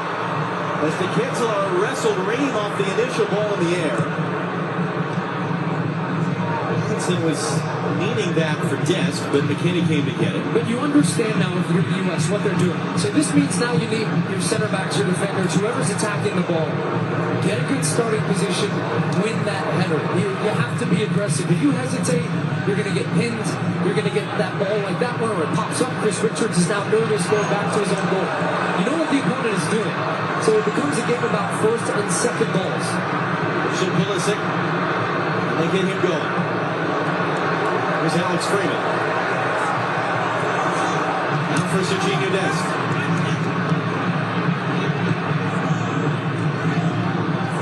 Freeman, Tillman, kind of back heel, was blocked though.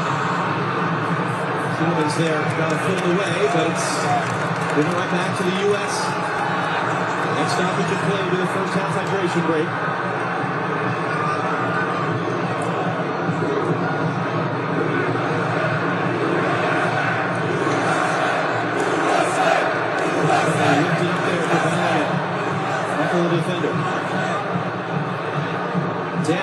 They drive it inside of the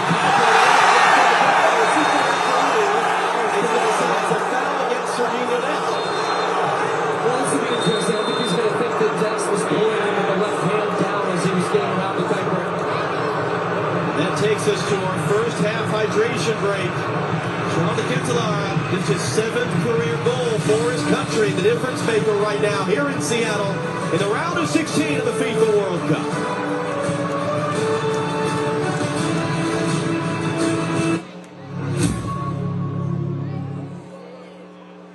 Trying to predict the future is a hazardous occupation. The only thing we can be sure of is that it will be absolutely fantastic. I'm thinking of the incredible breakthrough, the communication satellite. These things will make possible a world in which we can be in instant contact with each other, wherever we may be. When that time comes, the whole world will have shrunk to a point.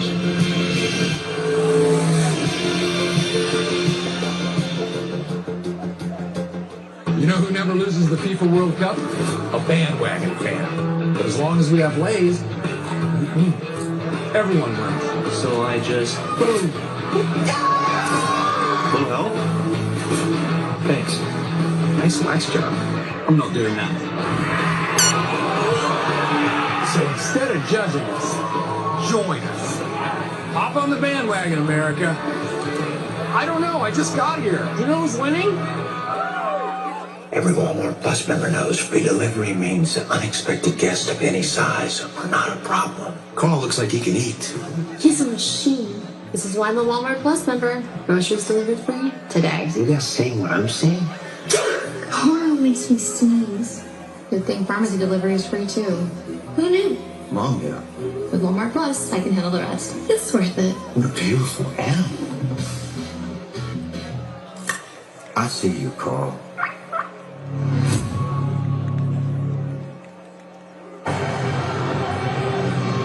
Back in Seattle, warm in the sunshine, very comfortable in the shade. The U.S. bench just got pelted with one of the water sprinklers as they were going through this very important huddle during the hydration break. Let's start first of all with this, from the mental, emotional side. If indeed this team has looked a bit nervy, why would that be?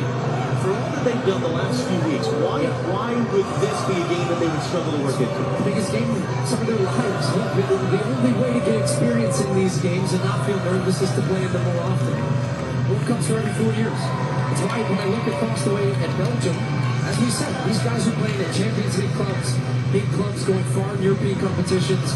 You play in big games. You don't feel that same type of way. And I think the U.S. looked just a little hesitant in the early stages, and then the game goes against you. Then you concede an early goal. But that's done now. You're in the game.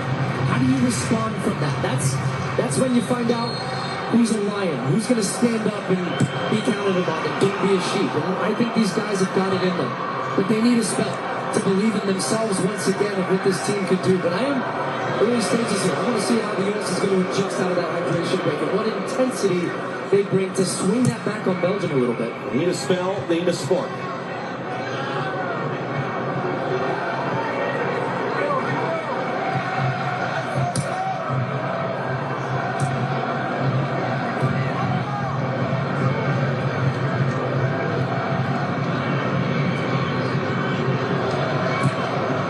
Carries forward, gets it away, Anderson and takes. McKinney trying to get on the run.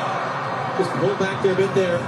Back to Kuiper to slow him up, not enough for a foul. Pulisic, not past one. Space to the left for Anthony Robinson. Castagna comes to meet him. Those two are teammates at Fulham in the English Premier League. So a fun battle between those two. Pulisic wanted a better option than he got from Richards. Alex Freeland with a man right on him, trying to play 1-2. Dix kind of mishit that. Boussard really winning with Arsenal this season, helps Belgium get the ball clear. Let's see Tielemans will direct traffic for Belgium. Very slow start of the tournament for them. 1-1 draw with Egypt, courtesy of an own goal. A scoreless draw with Iran. They finished the group with their biggest ever win in the World Cup, 5-1 against New Zealand before the dramatic comeback here in this building last week against Senegal.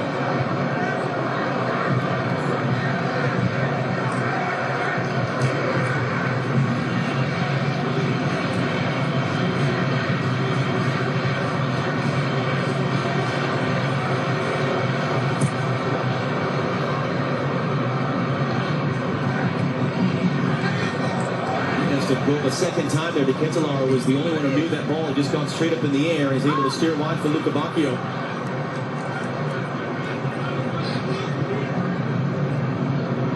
Eddie Vedder here. Seattle rock music legend. This entire city has been engaged with this whole tournament. This is the sixth and final game in Seattle of this World Cup. And they lift the U.S. back into this game. And there's the McKinney's foul. Tricky game for this referee. Adam McConaughey, 39 years old from Jordan. He's the first Jordanian center referee in World Cup history. He and his crew have been highly thought of. They're the first crew to have been given a fourth game at this tournament.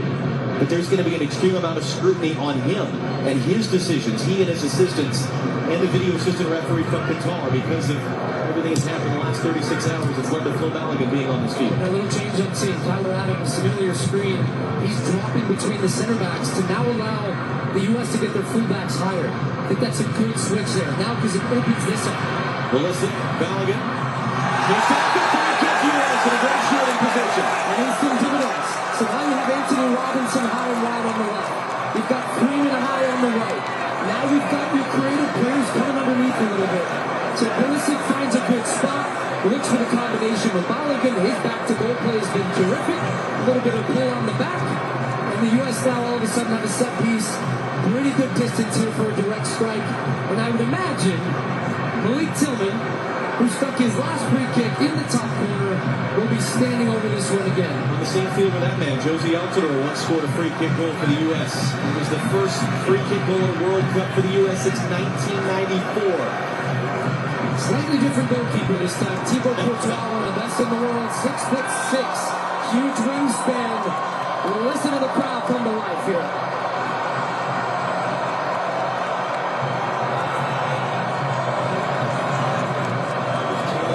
Career goal for the U.S.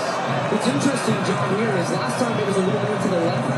He had to go to the wall. He can go both sides here because this is central, which makes it more difficult for Courtois. There's a man line down behind the wall, which means the wall can jump. Tillman all the way.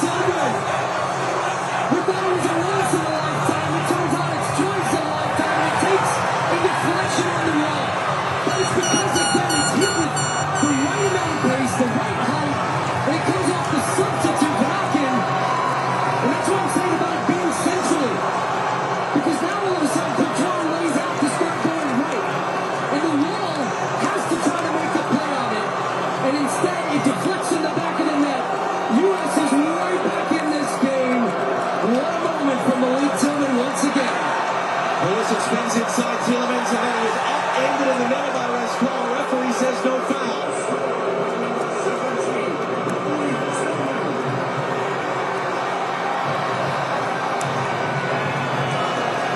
The U.S. is the highest scoring team in the first half of games of this World Cup. Tielemans' goal came on their first shot of the entire night.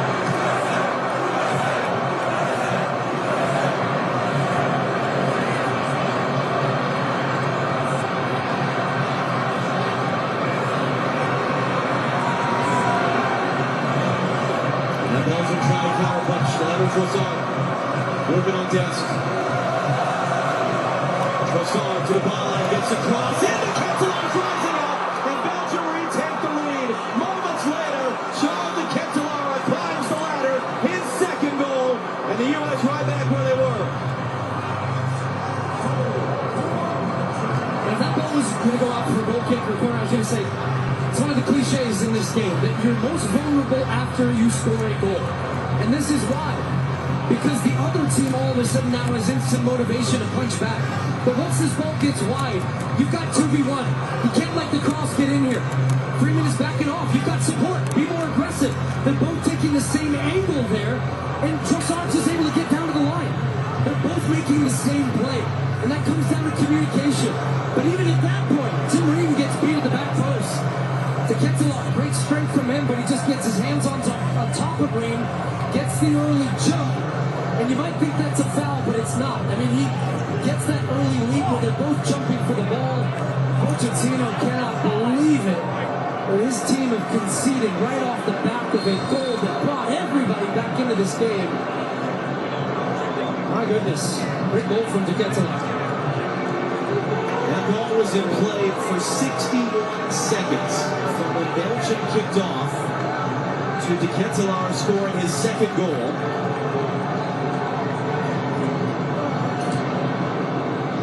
And now exactly that. This crowd, these players have to get their energy back. Freeman is going to chase that down as it was a high bounce.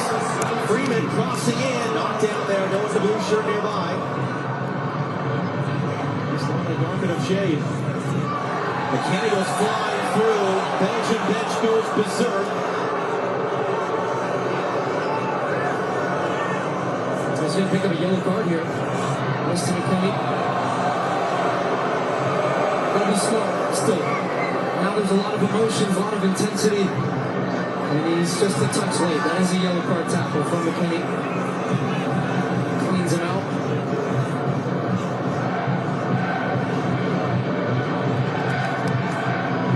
Jenny Taft, you're down there next to the U.S. bench. I imagine quite the swing in emotion the last few minutes. What have you been seeing and hearing?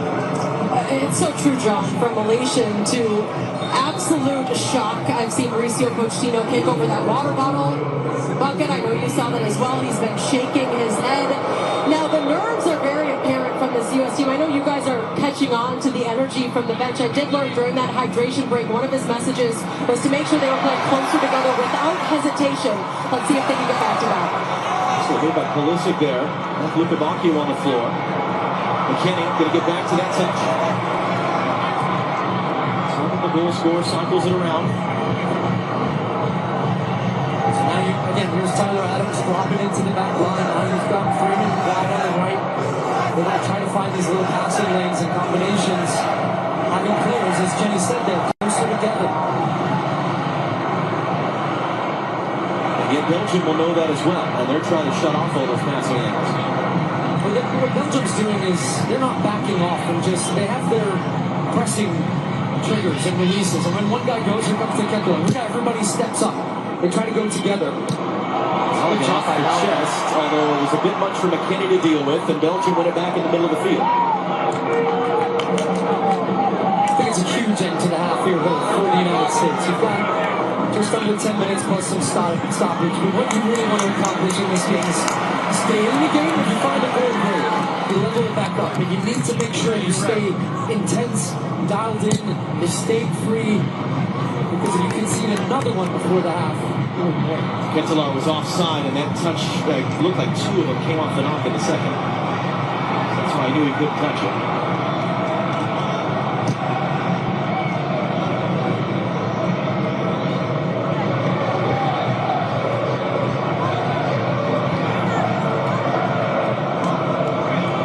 It is everything that players like Christian Pulisic have been building to their entire life. It is everything that Mauricio Pochettino and his staff have been building to the last 2 years. Tillman, and that ran away from there, trying to make his move. Robinson stepped in to poke it away.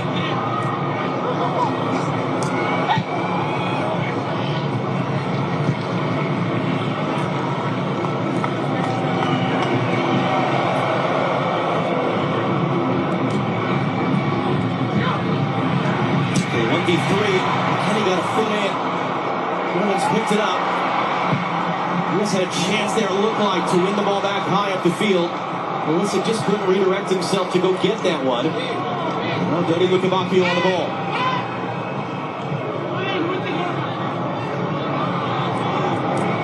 Scala got the assist in the opener, rolls it forward. overloading that right side of the field. They've only got Trossard on this left side right now. They are putting a lot of pressure down the U.S.'s left, which is, they want Pulisic back defending, forcing him to defend. Slovakio sends the cross in, up in the air from Tyler Adams, and that'll be a corner kick for Belgium.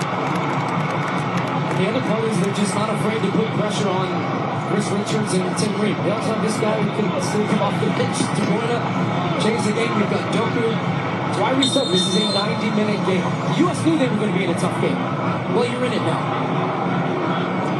Kevin De Bruyne, one of the best playmakers globally of his generation. Romelu Lukaku, one of the best goal scorers of his generation.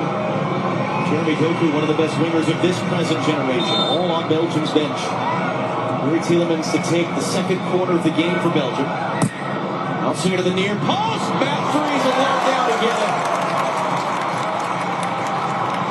There's Raston who got the touch there. Dest has it swept away. Pulisic picks it up. He can't play in for Dest.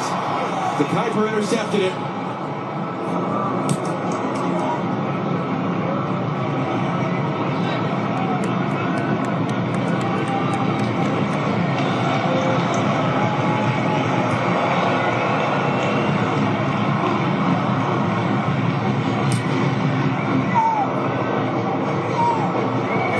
The header. Alexander recovered.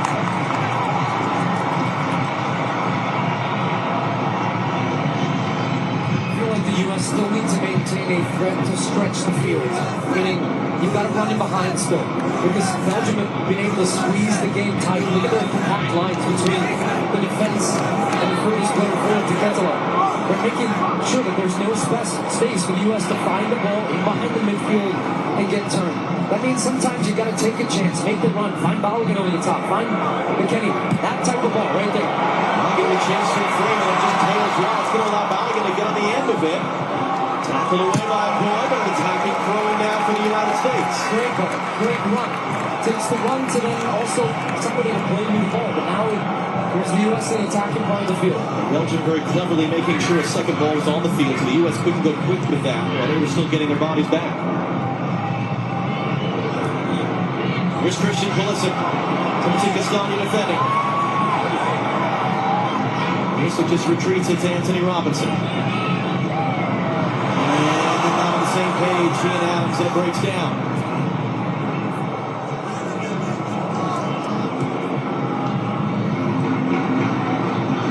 Just been a little off in this first half. Christian Pulisic, he looks like he's lacking a bit of confidence to take his guy on aggressively, to play.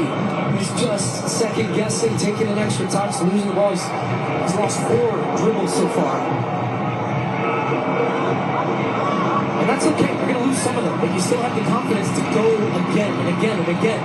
But you have to keep your defender on his heels a little bit by taking him on with an aggression and knowing yourself that you can beat that man off the dribble. Because as you said in the pregame, for the U.S. to win this game, they need a big night. They need a signature night from their signature star, Christian Pulisic.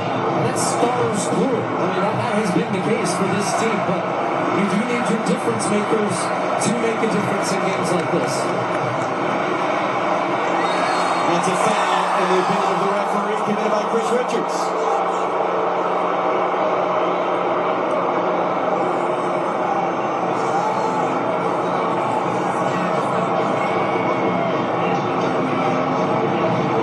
This was a chance at the near post. Trossard at the first touch, actually, just trying to be really inventive there, flicking around the corner for Matt Freeze. He was aware.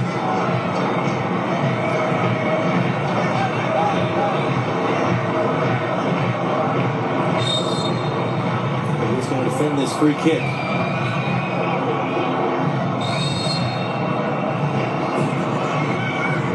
Tielemans walks away to Kuiper, hooks it in, free header wide. Tough angle for that header to be sure, but missed in the end by Lukamacchio. And everybody who's onside, Chris Richards drops. It's just, there's a little bit of miscommunication there from the U.S.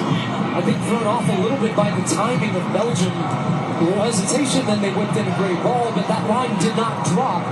And then Chris Richards is the only one drop that kept everybody on side. So just not in sync as a little turnover. Well, McKennie should have been Robinson. And he's going to reset for Pulisic. McKennie could have just run into the space there. I don't think he knew that there was no one around him.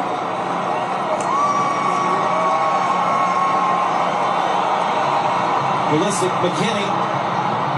McKinney's able to recover it. Anthony Robinson now. Limits cuts him off.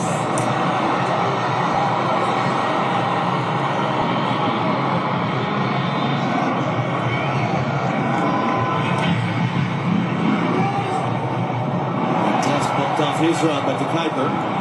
McKinney lets it run. Balling's not going to get there and go across in time. Good work, Tyler Adams, to win that bouncing ball out of the air. Coming up on Fox, the Bank of America halftime show. Rebecca, Thierry's, Latan, and Alexi down to our left watching this one. Give us their thoughts on what we've seen. Look back as well. Earlier today, Spain grinding out a late win over Portugal. They await the winner of this game Friday afternoon in LA. Test runs it inside behind Balogun, although it's Ngoy's touch, which drives it to the corner. And that'll be a U.S. run.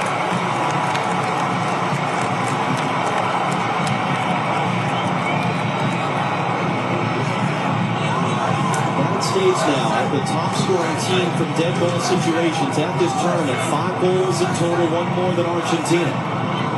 Everybody back for Belgium to defend us. They've got all 11 players inside the box. Now Richards is in front of Courtois. We've seen this often where players, attacking players, try to get around the goalkeeper. Referees saying, look, I've warned you.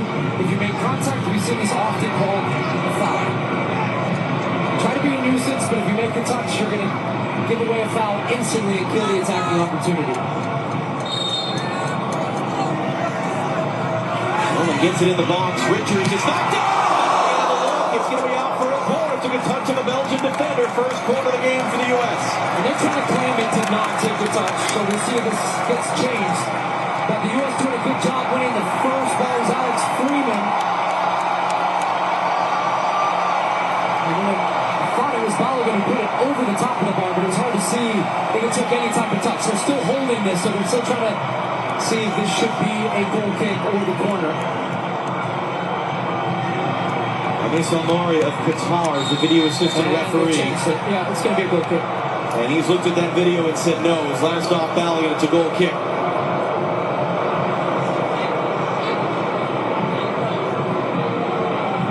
There will be a minimum of 6 There will be 6 added minutes at the end of this first half. Hydration break and a couple of injury concerns as well. Get a good look at this Balogun. It was almost interesting to spin on the ball, whether it did take a defensive touch, but they reviewed that one completely. Richard, strong header there. Was able to play it wide. Good tackle on the outside by Castani to keep it away from Pulisic. And now a long switch out to the near side towards Trossard. Freeman wins the header. They've looked for that a lot. You have actually seen Trossard in previous games. He comes inside to find pockets. What Rudy Garcia and Belgium are doing is they're keeping him wide on the left and using that switch of play to try to isolate him and get him in good situations to make the game, as he did on Belgium's second goal. So it's not been the best first half for the U.S., that's the obvious. The good news is that they're still very much in this game, as it stands.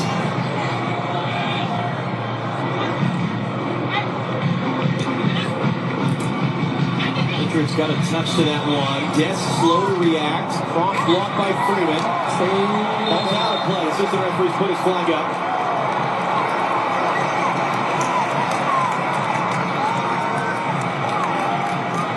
Squall's furious with the referee. There are, in fact, Belgian fans. There's a good pocket of red up to the right of the top deck here in Seattle. And down to our right. Lewis just gives it away off the throw, but a touch from McKinney to release Serginho Dest. De Kuyper trying to slow him down. Dest will now engage with De Kuyper, and just runs into him, trying to draw foul. Can't do so. Pulisic came all the way across. It's that space on his side of the field. Robinson got sucked in as well.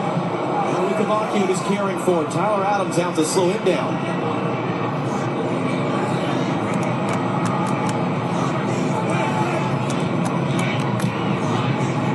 He's got to go out and defend up Castagna now. Able to get that cross in. Completely unmarked. It comes all the way through. It's Trossard who picks it up. Freeman there to defend him. Tackles it out. And the U.S. upset. Decision on the field of penalty. So this one, like the last one, can't be changed on video review. as it stands, a corner for Belgium. To me, like that came off. It's already They back took in it play. quickly, yeah. They took it quick. There's no review forthcoming. It's going to be rolled in. It's going to be fired across the face of goal there by Luca Bacchio. But those are those moments of concentration, which is a big thing that Mauricio Pochettino talked about. But even the players, guys like Tyler Adams beginning of the tournament, he said that's what we learned in the round of 16 against the Netherlands in the last World Cup. You can't make mistakes. You can't switch off. You got to be focused the whole time. Tillman throws his body in, and that will be a U.S. free kick. Because the U.S. was right in that game with the Netherlands in the first half, and they fell asleep right at the end of the half and let in a goal. It's going to take a monster second half performance from this group against a top 10 European team, top 10 global team. Tillman, Bellingham, can he get there? It's not really dealt with by Courtois. Still 2 minutes to play in the half.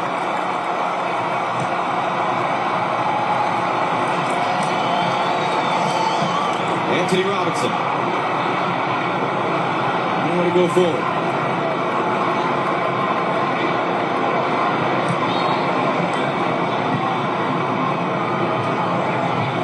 Richards has McKinney making a run. Bellingham, McKinney, and it's a big tackle there by De Kuyper. It was meant for Dest. He had space to run into. Bacchio now, 1v3.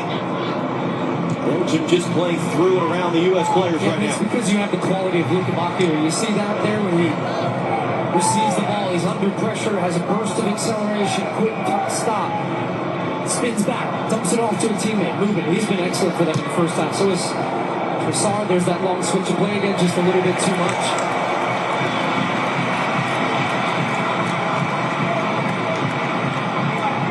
Garcia was getting annoyed at a certain point yesterday about the questions involving Balogun and said, listen, it's about the game on the field. The only thing that matters for us is that we advance.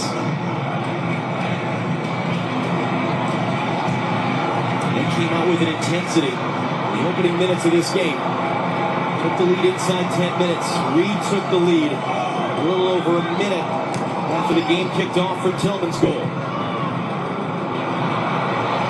Richards got to get there as an errant pass. And Kittelar trying to leak in behind. Tillman. Get back. 5 seconds and a half. Bellingham wants it through. Bellingham has an error. Took it over. And now the U.S. with the final play of the first half will indeed have their first corner kick of the first half. And that's what we've been seeing all tournament. Tillman again, so smooth. Gets the little nutmeg. And Bellingham at the end of this, I think he's trying to square it to Pulisic. Pulisic made a good run at the near post. Even had Anthony Robinson at the back post.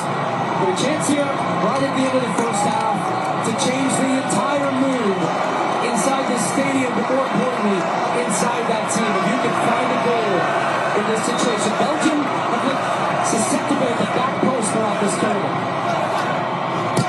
Pulisic sends it in.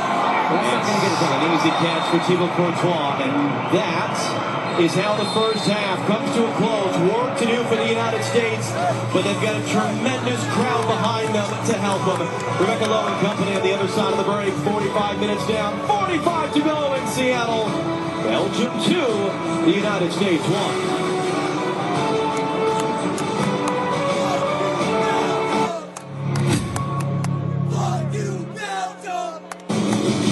FIFA World Cup 2026 on Fox is sponsored by American Express. Today, we're gonna learn some iconic soccer skills. Follow me. The rainbow flick. The Roberta. Bicycle kick.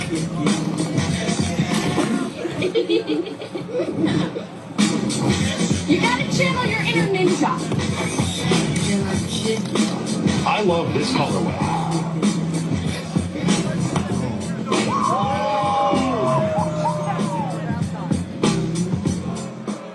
Is David's backyard ready for the FIFA World Cup? Maybe he'll build it, like Beckham.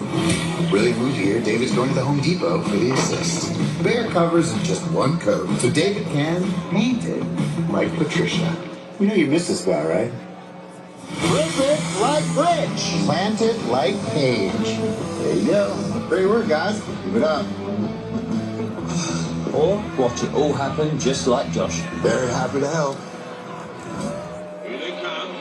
There's watching the world's best. And then there's experiencing the world at its best with Platinum. Kick off your journey in the quiet comfort of the largest global airport lounge network. Lose yourself at incredible destinations with the largest curated global hotel program. And leave with a memory that lasts long after you return. For a life like no other, you need a card like no other. There's nothing like Platinum. The Colonel has a bucket list. The $10 one. Monday nuggets. Tuesday fried chicken. Wednesday wings. Thursday tenders. Friday nuggets again. Now that's living life to the fullest. Get a $10 bucket of the day from KFC. BRB, got a screen for colon cancer. At halftime? Yeah.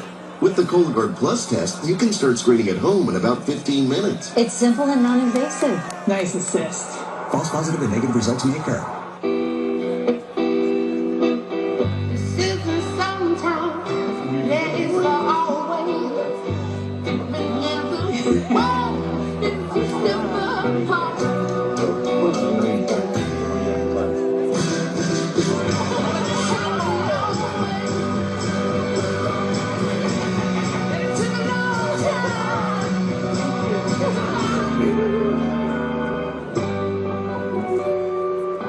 Football. I understand now. No one can match our energy. Welcome to the show that nobody wants to win. What did the itsy bitsy spider climb up? What? Look at this. We got the MLB All-Star Game in Philadelphia. This is how America celebrates a birthday. A night of American celebration, July 14th on Fox. The FIFA World Cup 2026 halftime show on Fox is presented by Bank of America. Charles Kettelare causing problems for the US in that first half. His first World Cup goals doing the damage right now for his team. And back home, it's the middle of the night in Hertha, Belgium. These are the moments that they're enjoying, though, no matter the fact that it's 2:33 a.m. when that goal went in. As we welcome you back to Seattle Stadium, I'm Rebecca Lowe alongside Thierry Henry, Zlatan Ibrahimovic and Alexi Lalas. Let's show you then the first half of this game in Seattle. Beforehand, a beautiful scene, the flyover over this stadium, but just 9 minutes in, it went a little wrong, Alexi. Yep, this U.S. team just got punched in the nose for the first time this tournament. I guess the good news is it could have been worse, but right off the bat, U.S. is used to scoring early. Well, Belgium said not so fast. The Kettelare getting in. Anybody want to clear? Anybody? Anybody? No? Okay, well, there you go. A gift to Belgium in the first minutes. And yeah, Mauricio Pochettino is not a happy man, nor should he be. We have seen this before. When it comes to free kick to U.S., Malik Tillman steps up, gets the good free kick, a little deflection, but it's still a free kick goal. So his second goal of the tournament, and he gets the equalizer there so far. Nice celebration. And then Rebecca said, I want to see how they're going to defend their 1v1. They couldn't stop Leandro Trossard. Don't sleep on the Kettelare. Do not sleep on Trossard. Do not sleep on Dodi Lukebakio. The big guns are on the bench, but those guys are on the field. 2-1 Belgium. That is a key point. The big guns are on the bench. Plenty of reinforcements to come on for Belgium. But from a US perspective, Thierry, how do they get back into this? They need to rectify something in midfield. It's too easy for Belgium. Too easy. They're controlling that midfield. Ball, they're switching the ball all the time in 1v1 with Leandro Trossard and sometimes Lukebakio. Lack of rhythm. We saw a couple of times Malik Tillman doing some stuff. A couple of runs of Balogun. But you know what? You still have 45 minutes to reverse it. And plus. But it's going to be a tough one because the big gun might come on when you're going to open up to play. Zlatan, your thoughts? This is the first 45 minutes I see US where they don't feel comfortable. I mean, the attack is not working, and when the attack is not working, the defending has to work. But the defending is not also working. So something has to happen for the second half, and they need to get Pulisic more on the side. Not even one time Robinson comes on doing his over.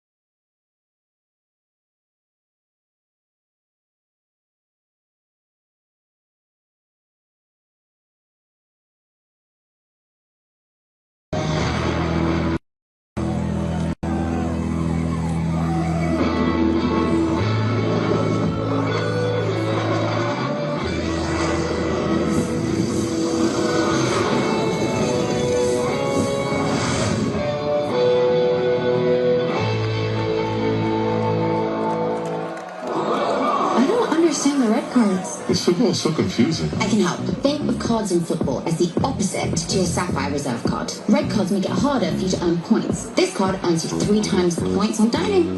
Thank you. Also, you get a $300 credit on travel. You ready? Yeah. And 2 yellow cards means that you're out, but that card gets you and 2 get in. Yeah. Experience the card that's remarkably rewarding. Chase Sapphire Reserve. Well, Spain are off to the World Cup quarter-finals for the first time since 2010 when they lifted the trophy. Mikel Merino scored the stoppage time winner today in a 1-0 victory for them over Portugal. And Cristiano Ronaldo, really emotional at the final whistle. Today's result bringing an end to his 6th World Cup, the 41-year-old revealing after the match that it will indeed be his last. Well, Lionel Messi hoping to extend his campaign tomorrow as Argentina face Egypt in Atlanta. That is part of a double-header that includes Switzerland meeting Colombia in Vancouver. For our moment to the heart, sponsored by Bank of America, Charles Acasalari has beaten this US defence twice in that first half. Now the US have to do a Belgium on Belgium and come from behind to win this game. Second half on the way.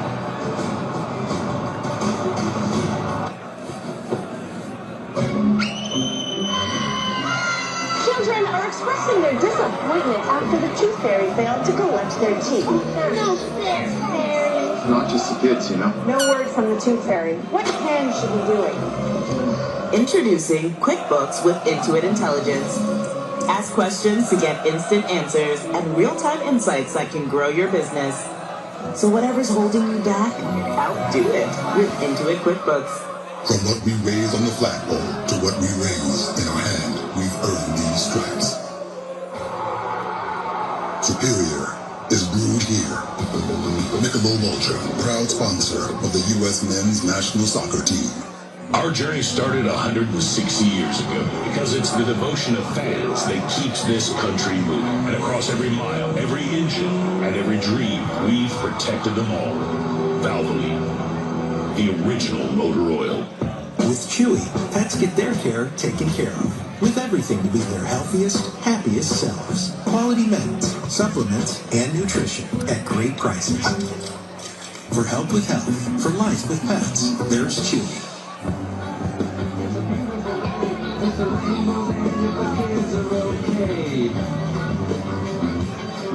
Get 0.9% APR financing or a $3,500 customer bonus on a new 2026 Atlas.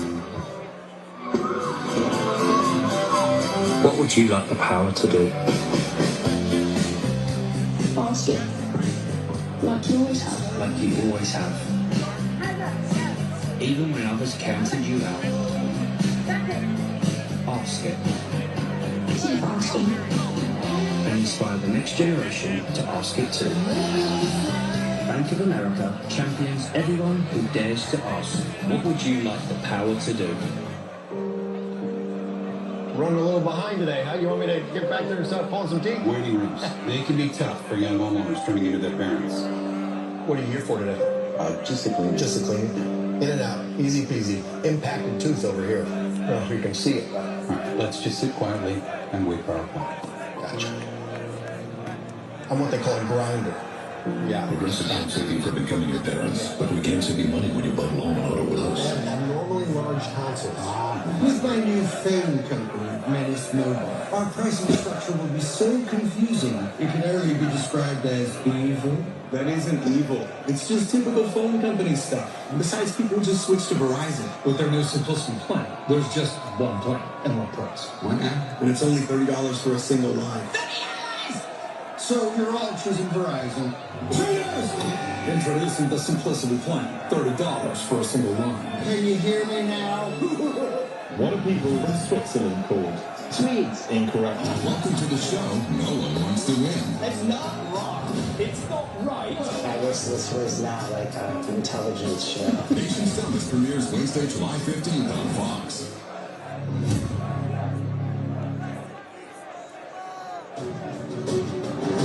FIFA World Cup 2026 on Fox is presented by the Home Depot. Just a shot from a few moments ago, you can see Mauricio Pochettino talking with Nick Tillman. The player, of course, got the United States back on level terms during that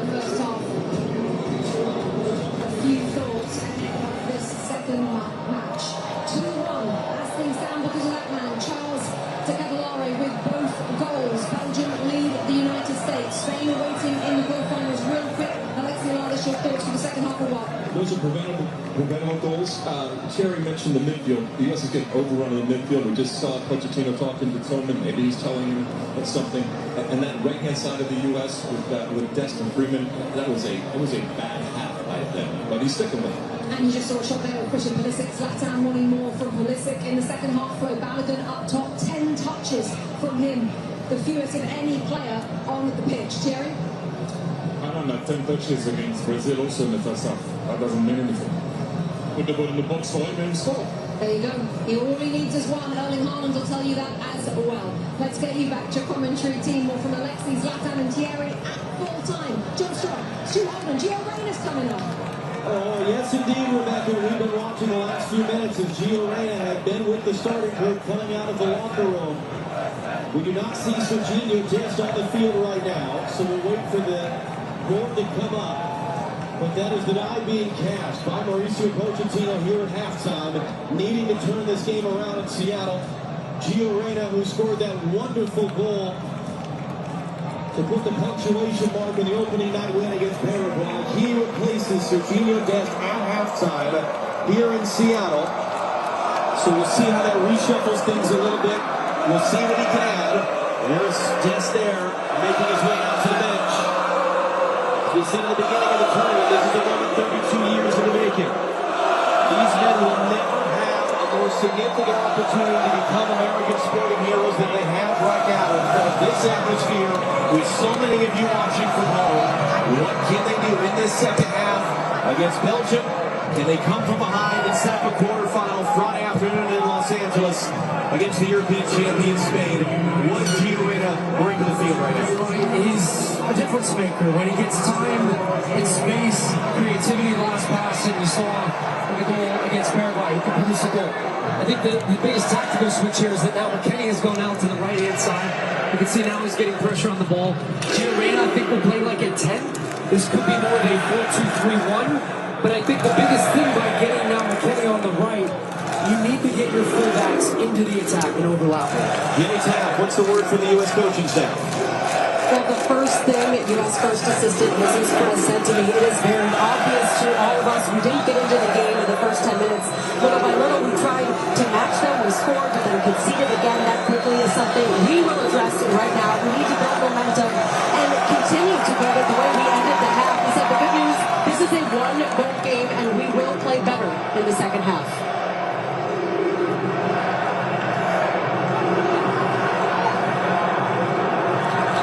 Pulisic lost control of it, but good pressure to win it back as a throw.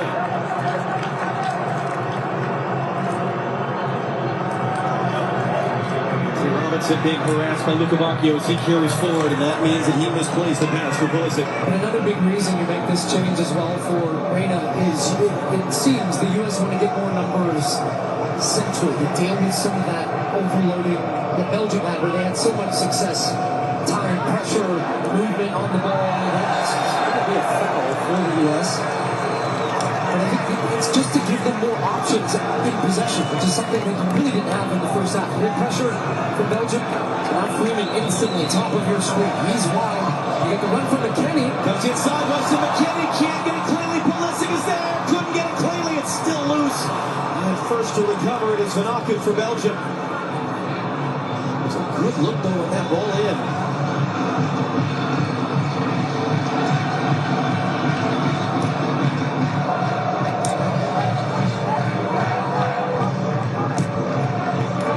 Now the U.S. they were forced to give away. Yeah, there's a renewed intensity. You can feel it. Buzzing around the field, getting some touches on the ball, moving the ball. McKennie's running off the ball is so keen. I think now that was the thing in the first half. He didn't have the same type of freedom to really run because he was too worried about what was going to happen the other way if the ball turned over. Gio Reyna slips inside of one. McKennie. And then for Pulisic is Robinson instead. Robinson crossing in. Balogun couldn't climb all the way up. McKennie battling in the air.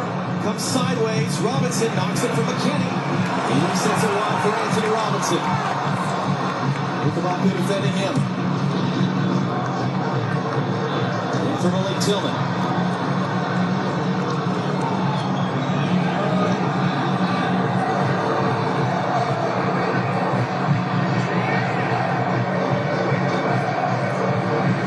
Hit pass. Richards just had to play safe and lumps along, and it's a good spell for the U.S. though.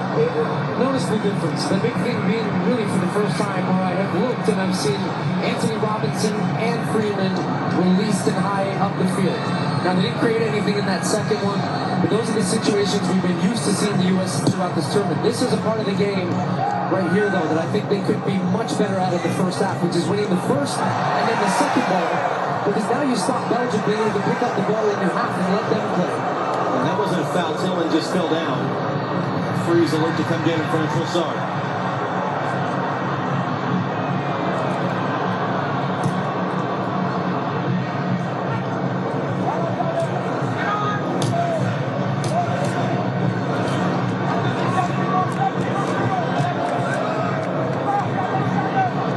Garcia, the Belgian coach, barking his instructions to the bench. Comes to Malik Tillman. Tillman cuts it down for Weston McKennie. Where's defending? Gio Reyna. Go across to Freeman, immediate pressure. Trying to make a touch around the Kuiper. Able to keep it. It was knocked away in the middle there. Trossard slid across. Reyna blocks it in. Is going to go long, and Richard Smarley just lets it go in behind.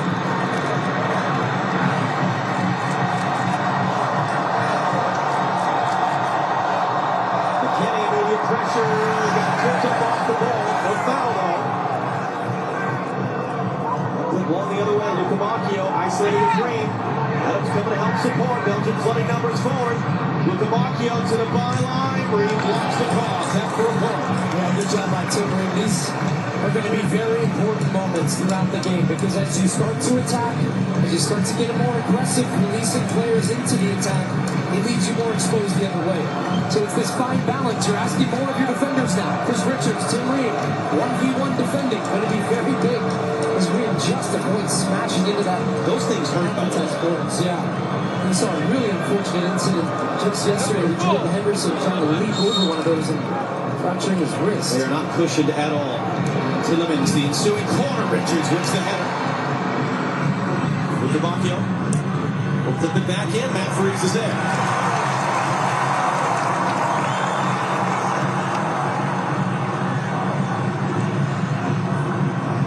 3 saves in the first half, as many as he had the entire game. Wednesday in Santa Clara against Bosnia and Herzegovina. And able to move it along quickly in front of Ketelar.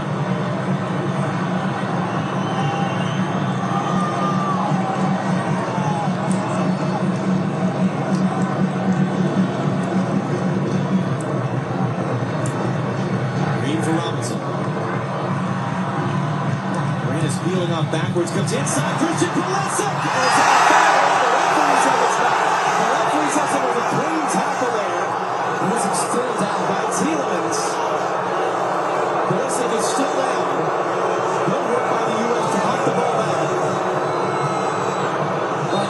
This is unfortunate because you're going to have to play the ball out. And what Belgium are going to do in this play when he starts is put it down the other end. It'll be interesting. If Pulisic was lining up for a shot, and this becomes a question of did the defender, in this case Tillemans, does he get his foot in front and does Pulisic then kick into his heel? Yeah, he did.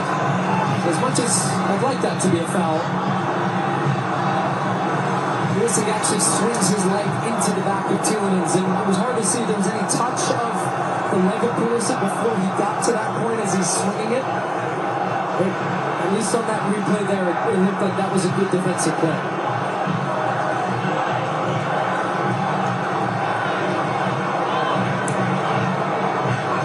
The referee stopped the game himself. He just restarts with a drop ball. The U.S. keeping the attacking half.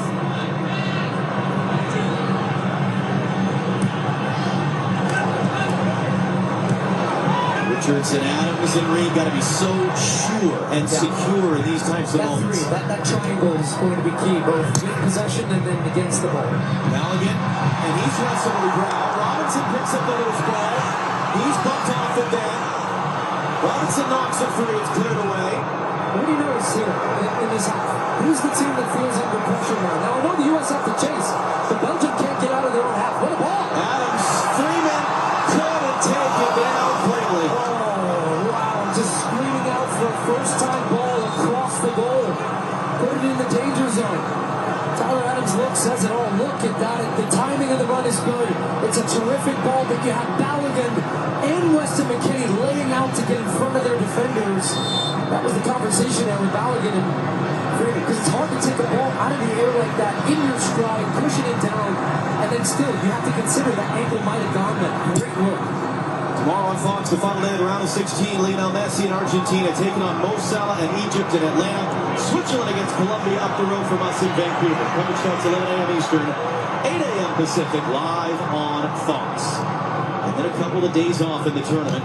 Pulisic's still struggling, by the way. Bottom left of your screen. He's still limping his way through the play. Quarterfinals begin Thursday in Foxborough, Massachusetts, between France and Morocco in a rematch of the semifinal from the last World Cup. And the U.S. is hoping to be playing the next day in L.A. against Spain. Blake Tillman.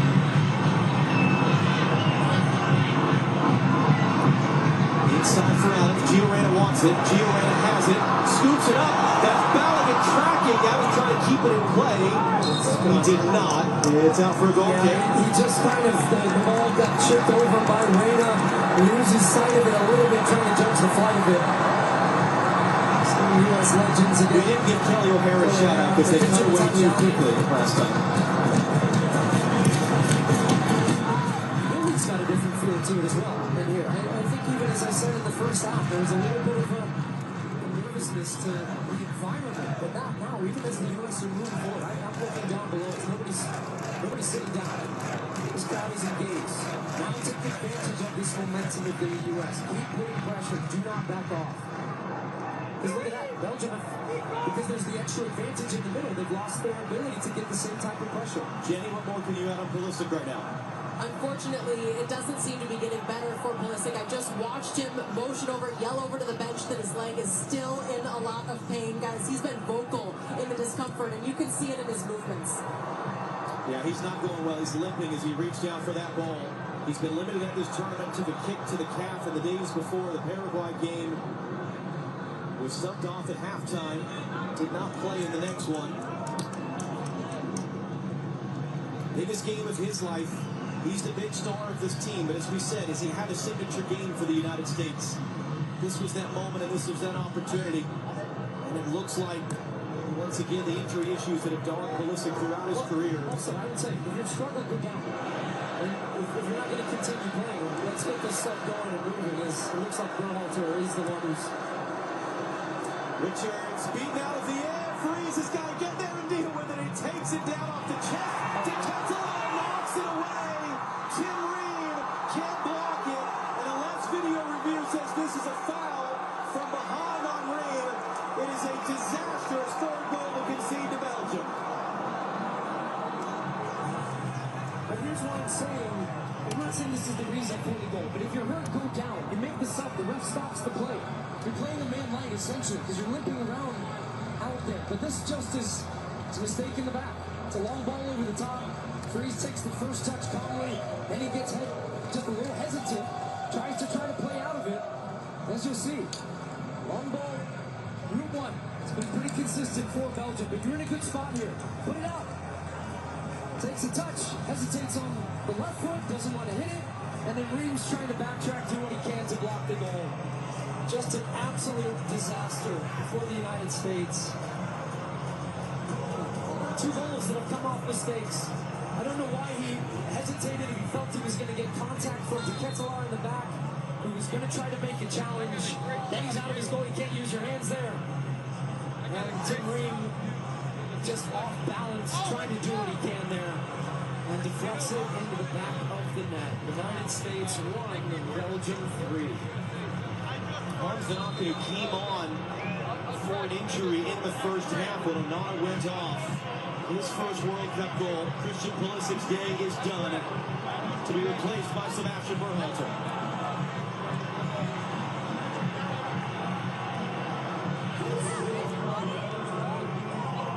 Now there's any guy you can think of to come off the bench and provide a spark, provide energy, give everything of himself for the cause, it's Sebastian Berhalter, son of the former coach Greg Berhalter. You've got he and Gio Reyna on the field.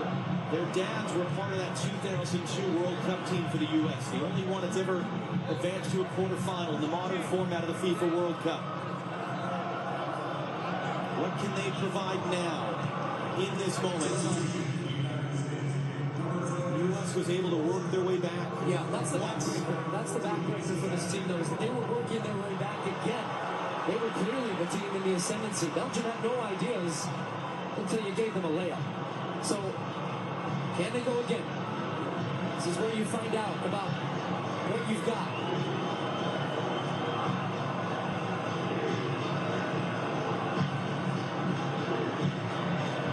It's Berhalter's first touch, and tough one for Green to handle. Scan the QR code on your screen. Vote for the Michelob Ultra Superior Player of the Match. And look at Christian Pulisic. Has not been the World Cup. He or anyone around this team were hoping it was going to be for him. Someone won the ball back in the middle. Goes to McKinnon. Now Tyler Adams.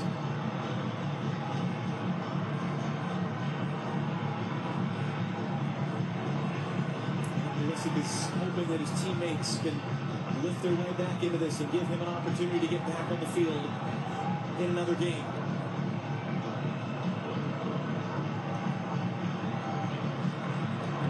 Get that ball under control. Plays it inside for Alex Freeman.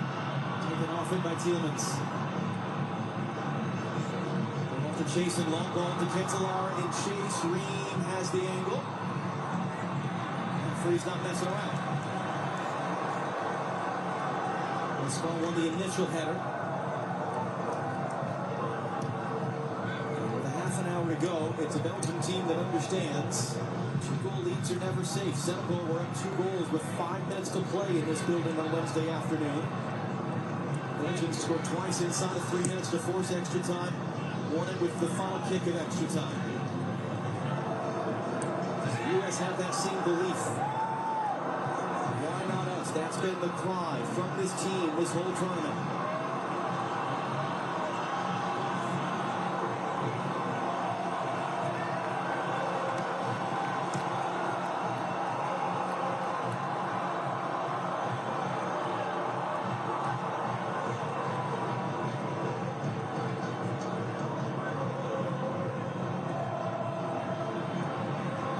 Advancing forward.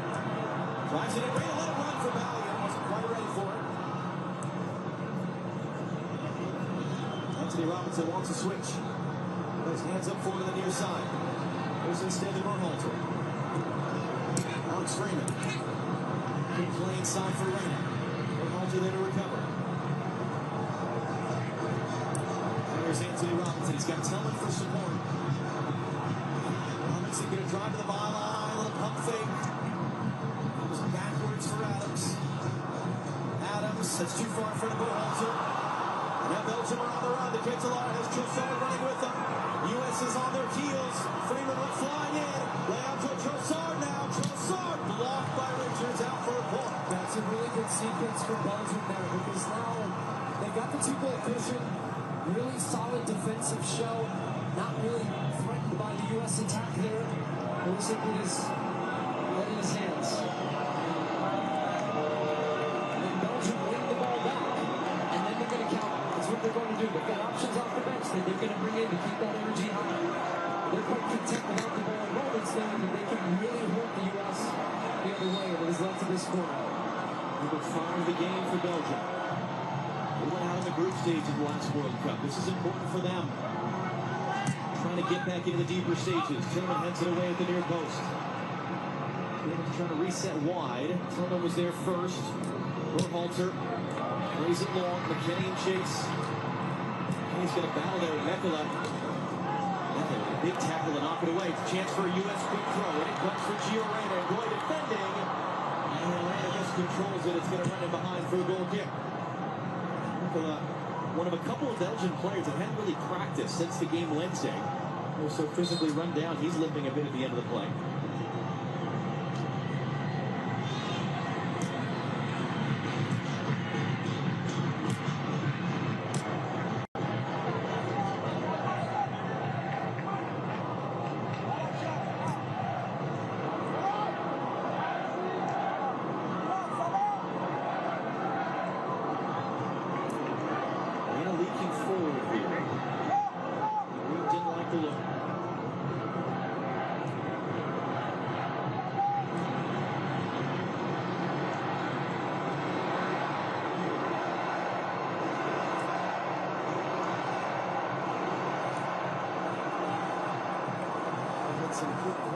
in for Reina, but a U.S. throw. They're going to go in deep to Maligan.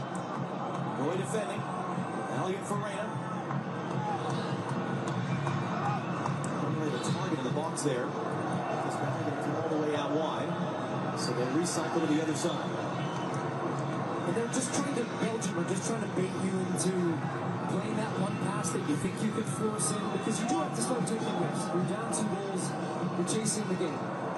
And so it's just the balance of the moments for the U.S. when they need to try to see those gaps, exploit them, play quickly, little combinations. They're being patient right now, but Belgium are also quite content with this. U.S. just circling the ball around.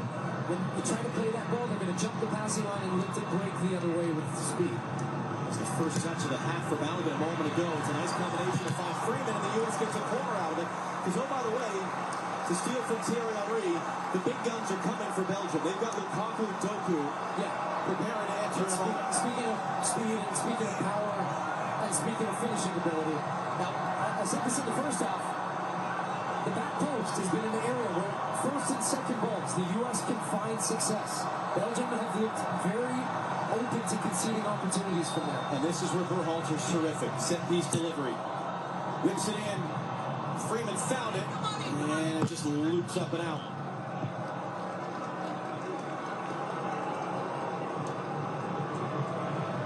But yes, to your point, you've got Lukaku coming off for his 131st appearance. He's scored 92 goals. This one, Vanaken ends up right at his feet. Good pressure from De Ketelaere. It really wasn't the best of strikes. I thought he was going to try to lob it over, but he saw Ream scrambling back. But it's a difficult one if you're Ream, because you're caught in trying to keep your body open to the plate while still trying to make a play on it on 1 foot. But he just misplayed the clearance straight in the back of the net. What a game for De Ketelaere. 2 goals and an assist now. He's been involved in all 3 from the byline. Missing cross. And Luca Bacchio.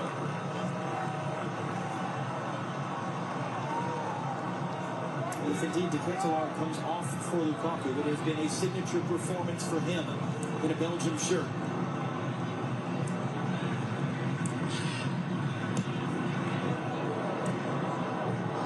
Maligan. Goy there, just trying to wrestle Tillman, and the referee will indeed give it as a free kick for the U.S. And here come the subs. Luca Bacchio is off. Thought he was trouble. Here comes Jeremy Doku. It's been an odd World Cup for him. He missed 1 game going back for the birth of his child in London. He was dealing with a respiratory illness. A retrofit player he is, and what a night for Charles De Ketelaere, replaced by Lukaku. And you saw his look. He wants to stay and go for the hat trick.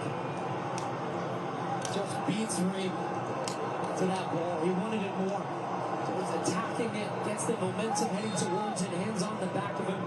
Really strong header. And a really strong afternoon for Luca Bacchio as well. Kenny trying to accelerate to get to that ball. Knock and cut him off. U.S. throw. We're moments away from the second half hydration break. Lukaku, all-time top scorer for Belgium in his 4th World Cup.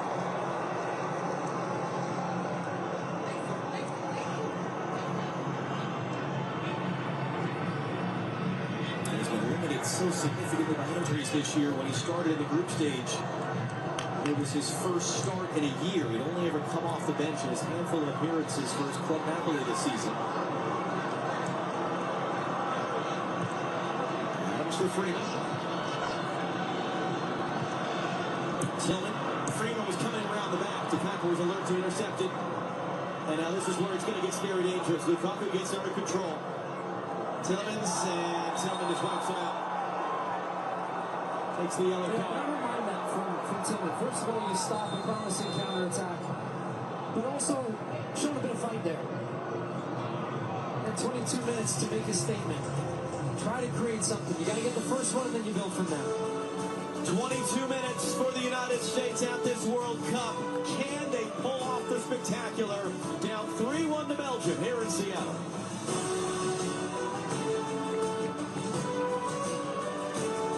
This is quite a game. It'll be a free kick.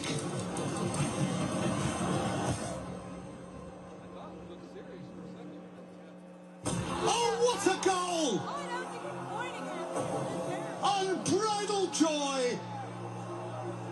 And emotion overflows.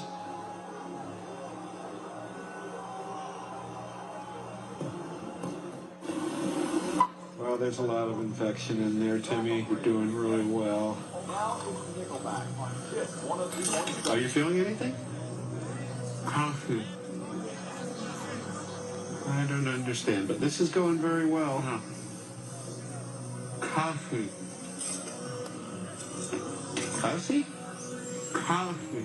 Coffee. Coffee? Coffee? What's coffee?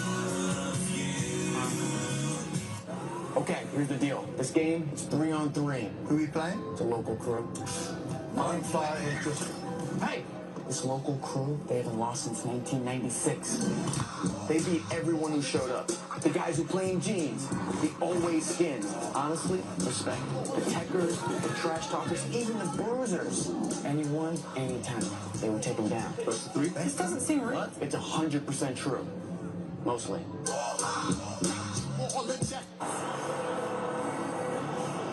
What you were not seeing during the hydration break is what we were seeing here in the building, which was Eddie Vedder chugging a beer and getting the fans fired up, trying to get some energy going. Ricardo Pepi looks like he's about to come on. It's not rain, that's the sprinklers going here. Eddie Vedder again on the video board, trying to get this crowd going, trying to get this team going. The crowd's done their part. This has been a wonderful atmosphere. The players have 20 minutes to pull off something special and extend this magical World Cup run. And has produced some amazing moments in American men's soccer history over the last 3.5 weeks.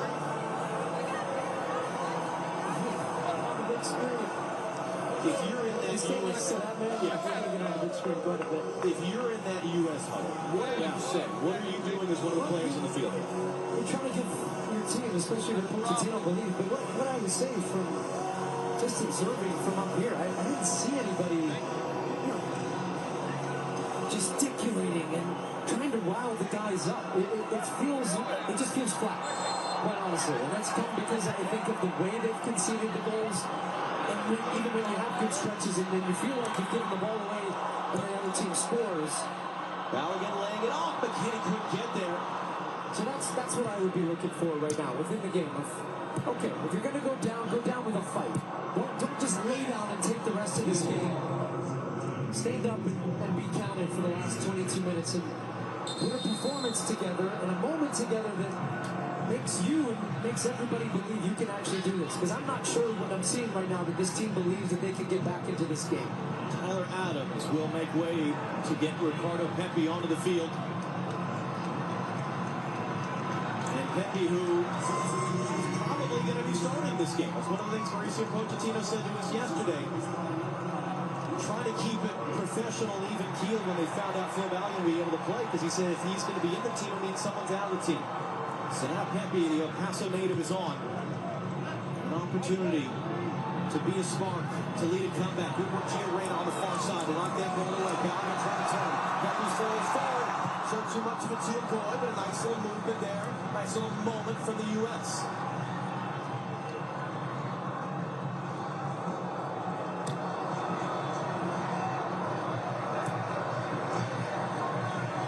Against his club teammate, Castano puts it in. Tillman couldn't take it cleanly. Now these moments are key. Belgium have Doku and Lukaku up front. Reem just did enough to steer back to that freeze.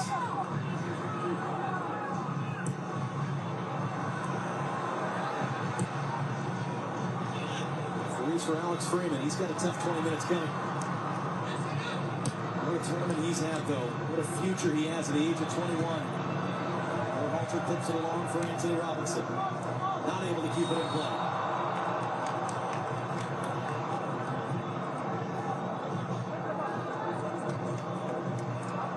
We can dig deep here in these moments, given the opportunity.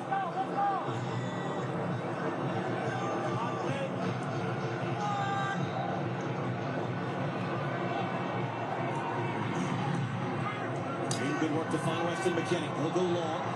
Now going to chase and going. Just plays it safe and out.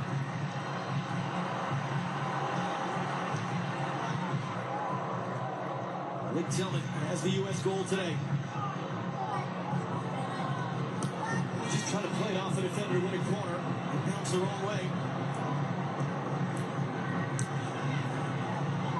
Now the U.S. trying to hunt this ball back right now. And it's a foul.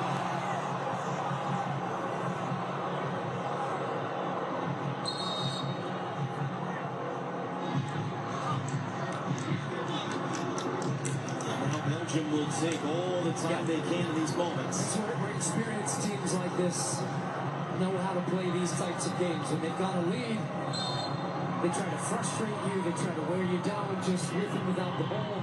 Take their time on different situations like this, move up. They're going to try to grind you down and now deliver the knockout blow. Lukaku wants the header, Goku wins the ball, Freeman wins the battle. Goal kick is the decision of the referee. Should just put this ball back in play before anyone changes their mind. Yeah, Goku is right. Should have been a corner. But they've got the ball back. Berhalter is trying to jam that in there for the men up front. No pass there, U.S. throw. Quarter hour to go in Seattle. United States with one shot on goal today. That was the Tillman free kick goal. Back-to-back games for him. In front of this packed house of just less than 67,000 fans. The United States with 15 minutes plus stoppage time to do to Belgium what the Belgians did in this building a matter of days ago against Senegal. Come back from 2 goals down, forced extra time. Marine trying to jam that into Anthony Robinson. Brassard was able to control it.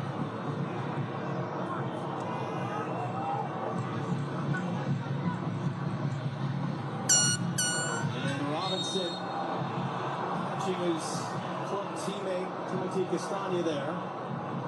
And he'll just jog away. Free kick Belgium and Castagna's down.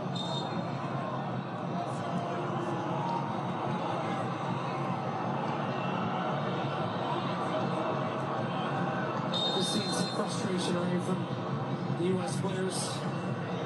Body language from Mauricio Pochettino says a lot too. He seems just out of ideas right now. There's not too much he can do. He's made his subs. You're just waiting and hoping that you've got someone out there that can give you something, some type of spark. Maybe it's a set piece. Maybe it's... And this guy has been phenomenal all time. Tillman has been terrific. And even tonight, again, he's been a player out there that I can still say can hold his head high. He's doing what he can. German-born to an American serviceman father, raised though by a single mother, Anya. Elected to play for the United States, having played for Germany youth levels. That ball's out of play though. Tillman couldn't keep it in.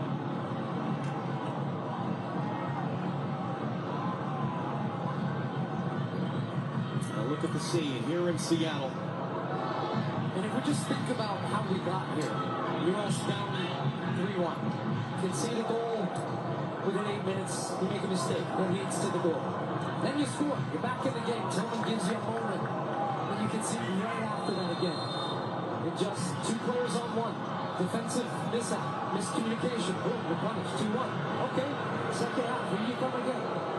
And then you make a mistake in the back. It's 3-1. And I think that would be the thing that has this team just feeling the way they do now. I'm sure there's a feeling of familiarity for people watching that have felt this before in this round. And whether that feeling goes in the next 13 minutes, we'll find out. We've seen some special moments from this team throughout this tournament. And it just takes one to get you right back in this game. The crowd trying to recognize that right now and give the USA a chance. We've got difference makers. Show it. Freeman around the outside to Kuiper, able to get back to that ball. There's a combination with McKinney. Back in McKinney, flips it up in the air. Cleared away as far as Brady up there. Breaks out the scoreboard. There you go. This is why I say you need one chance. So close from Berhalter, but more importantly, it's just that little shot of adrenaline. This team is staying. There's Greg Berhalter, former U.S. men's national team player and coach and father of Sebastian. But he's a player. You said when he came in, can give you that. He was in the stands watching against the Netherlands 4 years ago, probably dreaming about having a moment like this.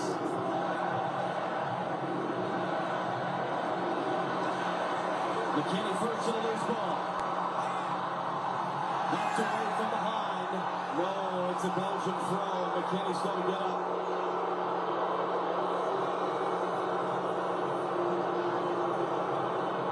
Mr. McKinney's limping. And De Bruyne looking on. From a Belgian perspective, they're loving the fact that they could maybe rest him and load back up for Spain on Friday. It's like having a star relief pitcher just sitting in the wings and, well, maybe you don't have to use it tonight. Keep him fresh.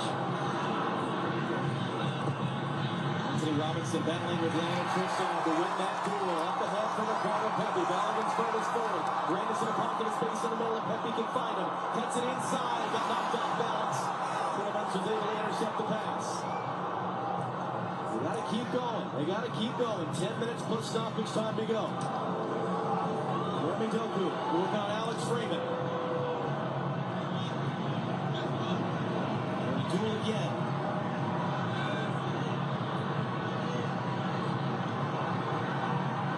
And that's a foul on the kick.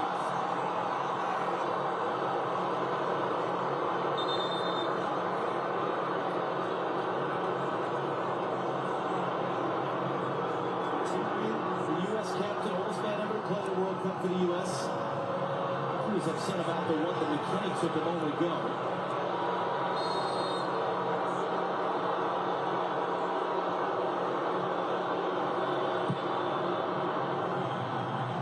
I'm going to sail all the way out past Trossard.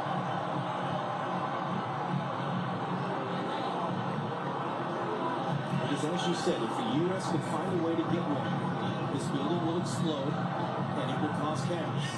That's how you grab the second. It's exactly what Belgium did. The second came right after the first. Little giveaway there. Rain was scooping forward. Bellingham coming in. Chase.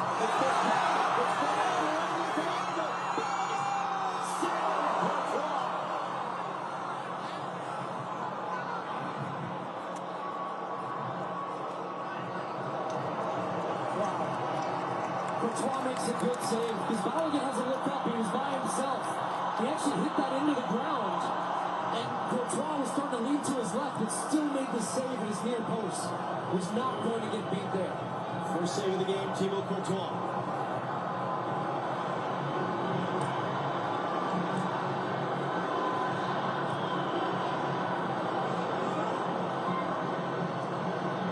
Look for Weston McKinney. Through forward, Bellingham throwing his body in there. The defender plays it wide. Freeman first time driven cross. U.S. ball.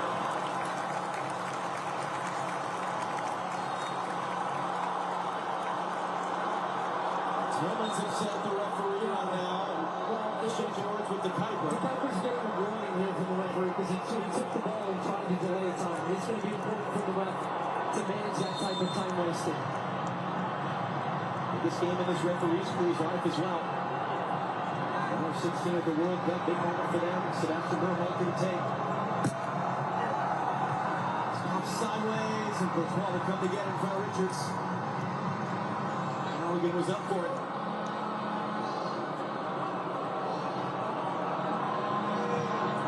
Just misplays that. This was Halligan getting him behind. He's by himself. You can see tough angle here, and he hits it down to the ground. That's what I was saying. It makes it really unpredictable and difficult. If you hit that, that's a heck of a way to try to beat Courtois that near post. That's a really, really good save. One of the best goalkeepers in the world. Berhalter draws contact, wins a free kick. Let's put it back into play. 7 minutes plus stoppage time to go.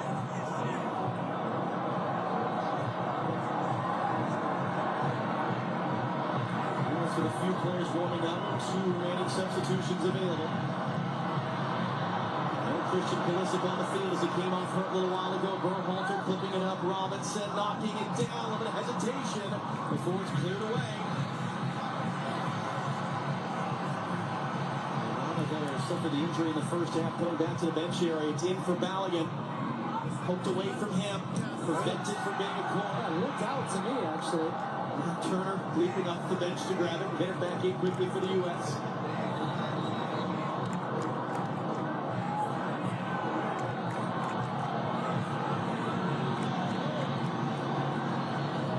Whistle preparing to come on. Long-time veteran for Belgium, hasn't played a moment at this World Cup. see this out. Berhalter clipping along for Anthony Robinson. Brings it down well. Trying to cut inside. Castagna who wins the duel. Trossard there to help. Trossard plays it out for a U.S. throw. They want to get it quickly back into play.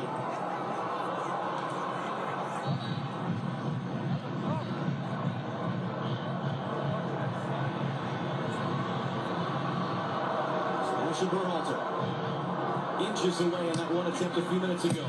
Robinson clipping it in too far for Pepe. And Piper coolly, calmly brings it down instead of clearing it. Rolls it in for Jeremy Doku. And he's isolated 1v1 with Alex Freeman. Big test for Freeman here. Trying to recover. Can't poke it away. Doku now going to run at Chris Richards. Lukaku wants it. Lukaku has it. Lukaku poked away. Job not done. Doku going to reset along. Trossard cutting back. Trossard blocked by Richards. Reina throws his body and still they can't get it clear. Trossard will cycle it around. What a block from Richards. I think that was going in. That's straight from Trossard. That was, from our angle, that looked to me like that was going to the far post. Big time block. Salmakers as well preparing to come on for Belgium. Reina defending on the ball line. Got to be careful. It's cut back in. Freeman stabs it away.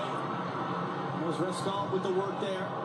Pepe chasing around. Can't get on the end of the ball. Belgium just playing keep away right now. Pepe good work there. Shoves the defender off. Still on the wall. Trying to accelerate. And he's fouled. Free kick U.S. Tillman back up at the end of it. Rudy Garcia, the Belgian coach, going nuts on that one. Well, he's going to feel like he's playing about the ball, but it's the way the two of them sandwich together and take out Tillman. Watch this, as the ball is gone. So sure, there's a touch, but you can't do that. He definitely barreled into the back of it. There should be no complaints about that. Lewis just takes it short. Belgium not yet making the sub. Lewis can't be too casual, though, in this moment as the ball's back into play.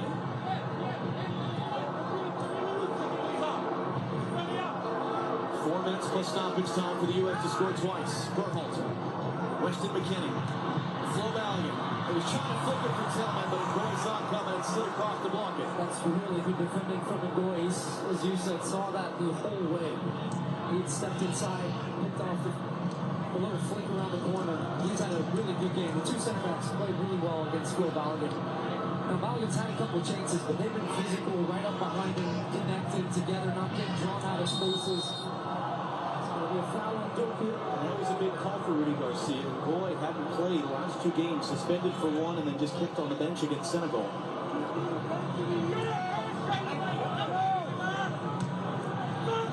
U.S. got to keep this going though. Yes, it's getting dire, but there's still time. 3 minutes plus stoppage time. 2 subs in the wings for both teams now. Archie Wright is preparing to enter. Max Marston preparing to make his World Cup debut. Freeman wants the ball in the air, but it comes to Chris Richards instead. Fans keeping the energy up here in Seattle. Green, McKennie, Tillman's got Pepe, and he just brought an extra touch there, and that allowed Tillman to come in and knock it away back to Courtois.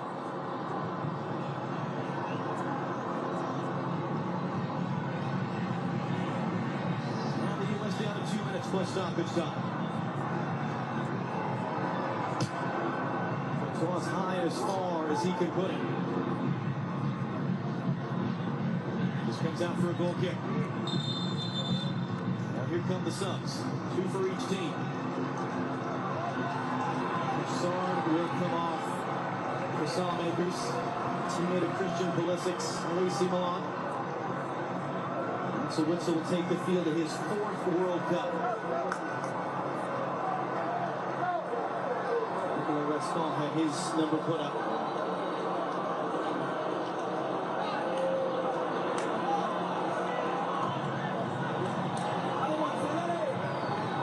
And we'll see about the U.S. subs.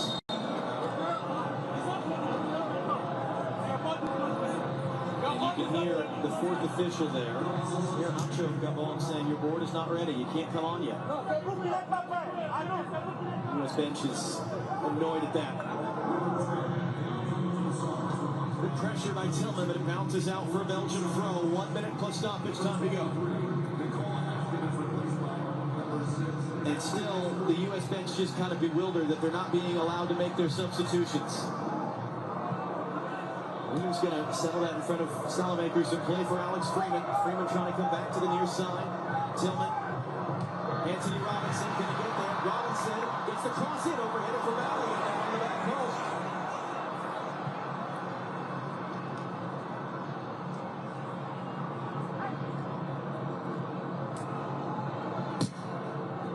Sniper goes long, only Chris Richards is there.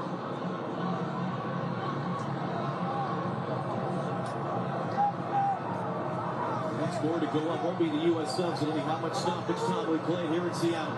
I don't think it'll be huge. We'll see. It could be 6, maybe 7. How about 4? Yeah. So the 3-minute hydration break and then 1 added minute. U.S. got to go quick here.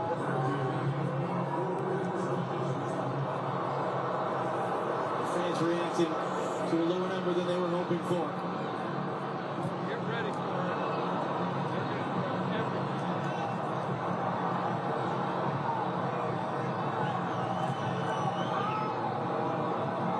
I mean, should they just be lumping this long and seeing what happens here? They seem to have a hard time. Yeah, here comes a little spot there for Gio Reyna from Berhalter. Reyna working on Doku, trying to find the space for Alex Freeman. to Kuiper defending him. Freeman. Balogun let go. The nose was behind him in a dark blue shirt. Just Salamakers. Doku on the run. Trying to draw contact, draw a free kick. He goes down in the heat. Referee says play on.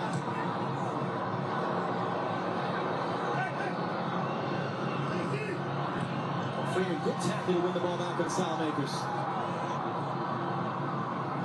3 minutes remaining for the United States.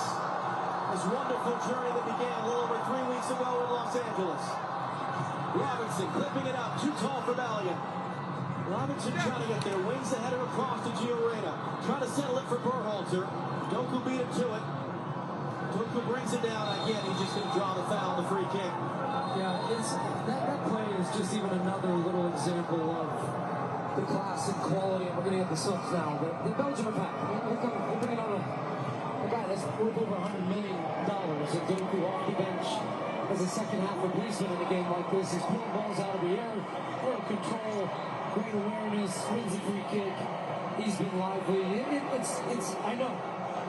We fell in love the last couple of weeks with this team and this ride and this moment, and that doesn't change. The scenes we've seen around this country have just been unlike anything I have ever seen in my lifetime for a team and for a tournament like we have experienced. But yeah, I know there's going to be fans out there, friends like me, that this is a familiar feeling.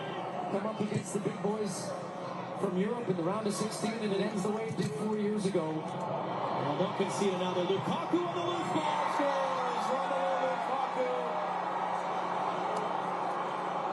The exclamation point for Belgium. And now they will ride momentum down to Los Angeles Friday afternoon for a showdown with Spain in the World Cup quarterfinal.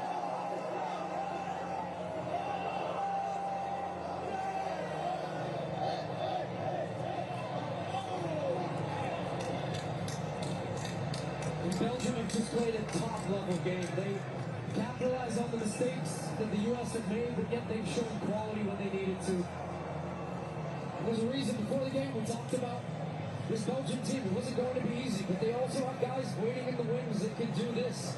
You're bringing on a guy who's scored 92 and now 93 international goals. Richards gets pocket picked. This is Lukaku on the right foot, finds the far post.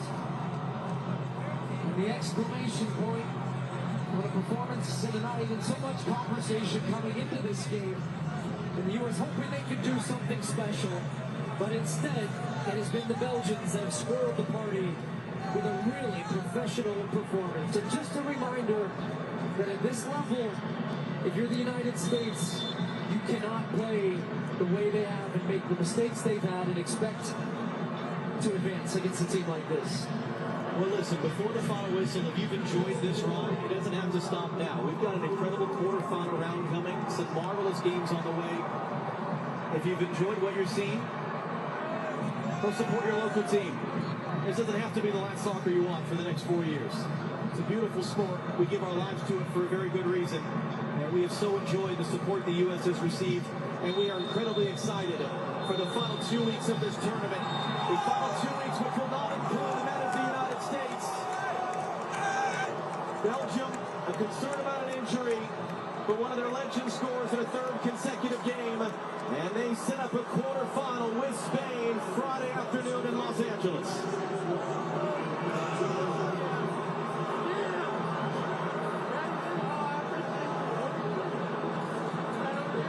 It's going to be a hard one to stomach for this team, the coaches, the fans, everybody involved with U.S. soccer in this country. But be proud of what this team has accomplished over the last couple of weeks. Not just the wins, but how they played.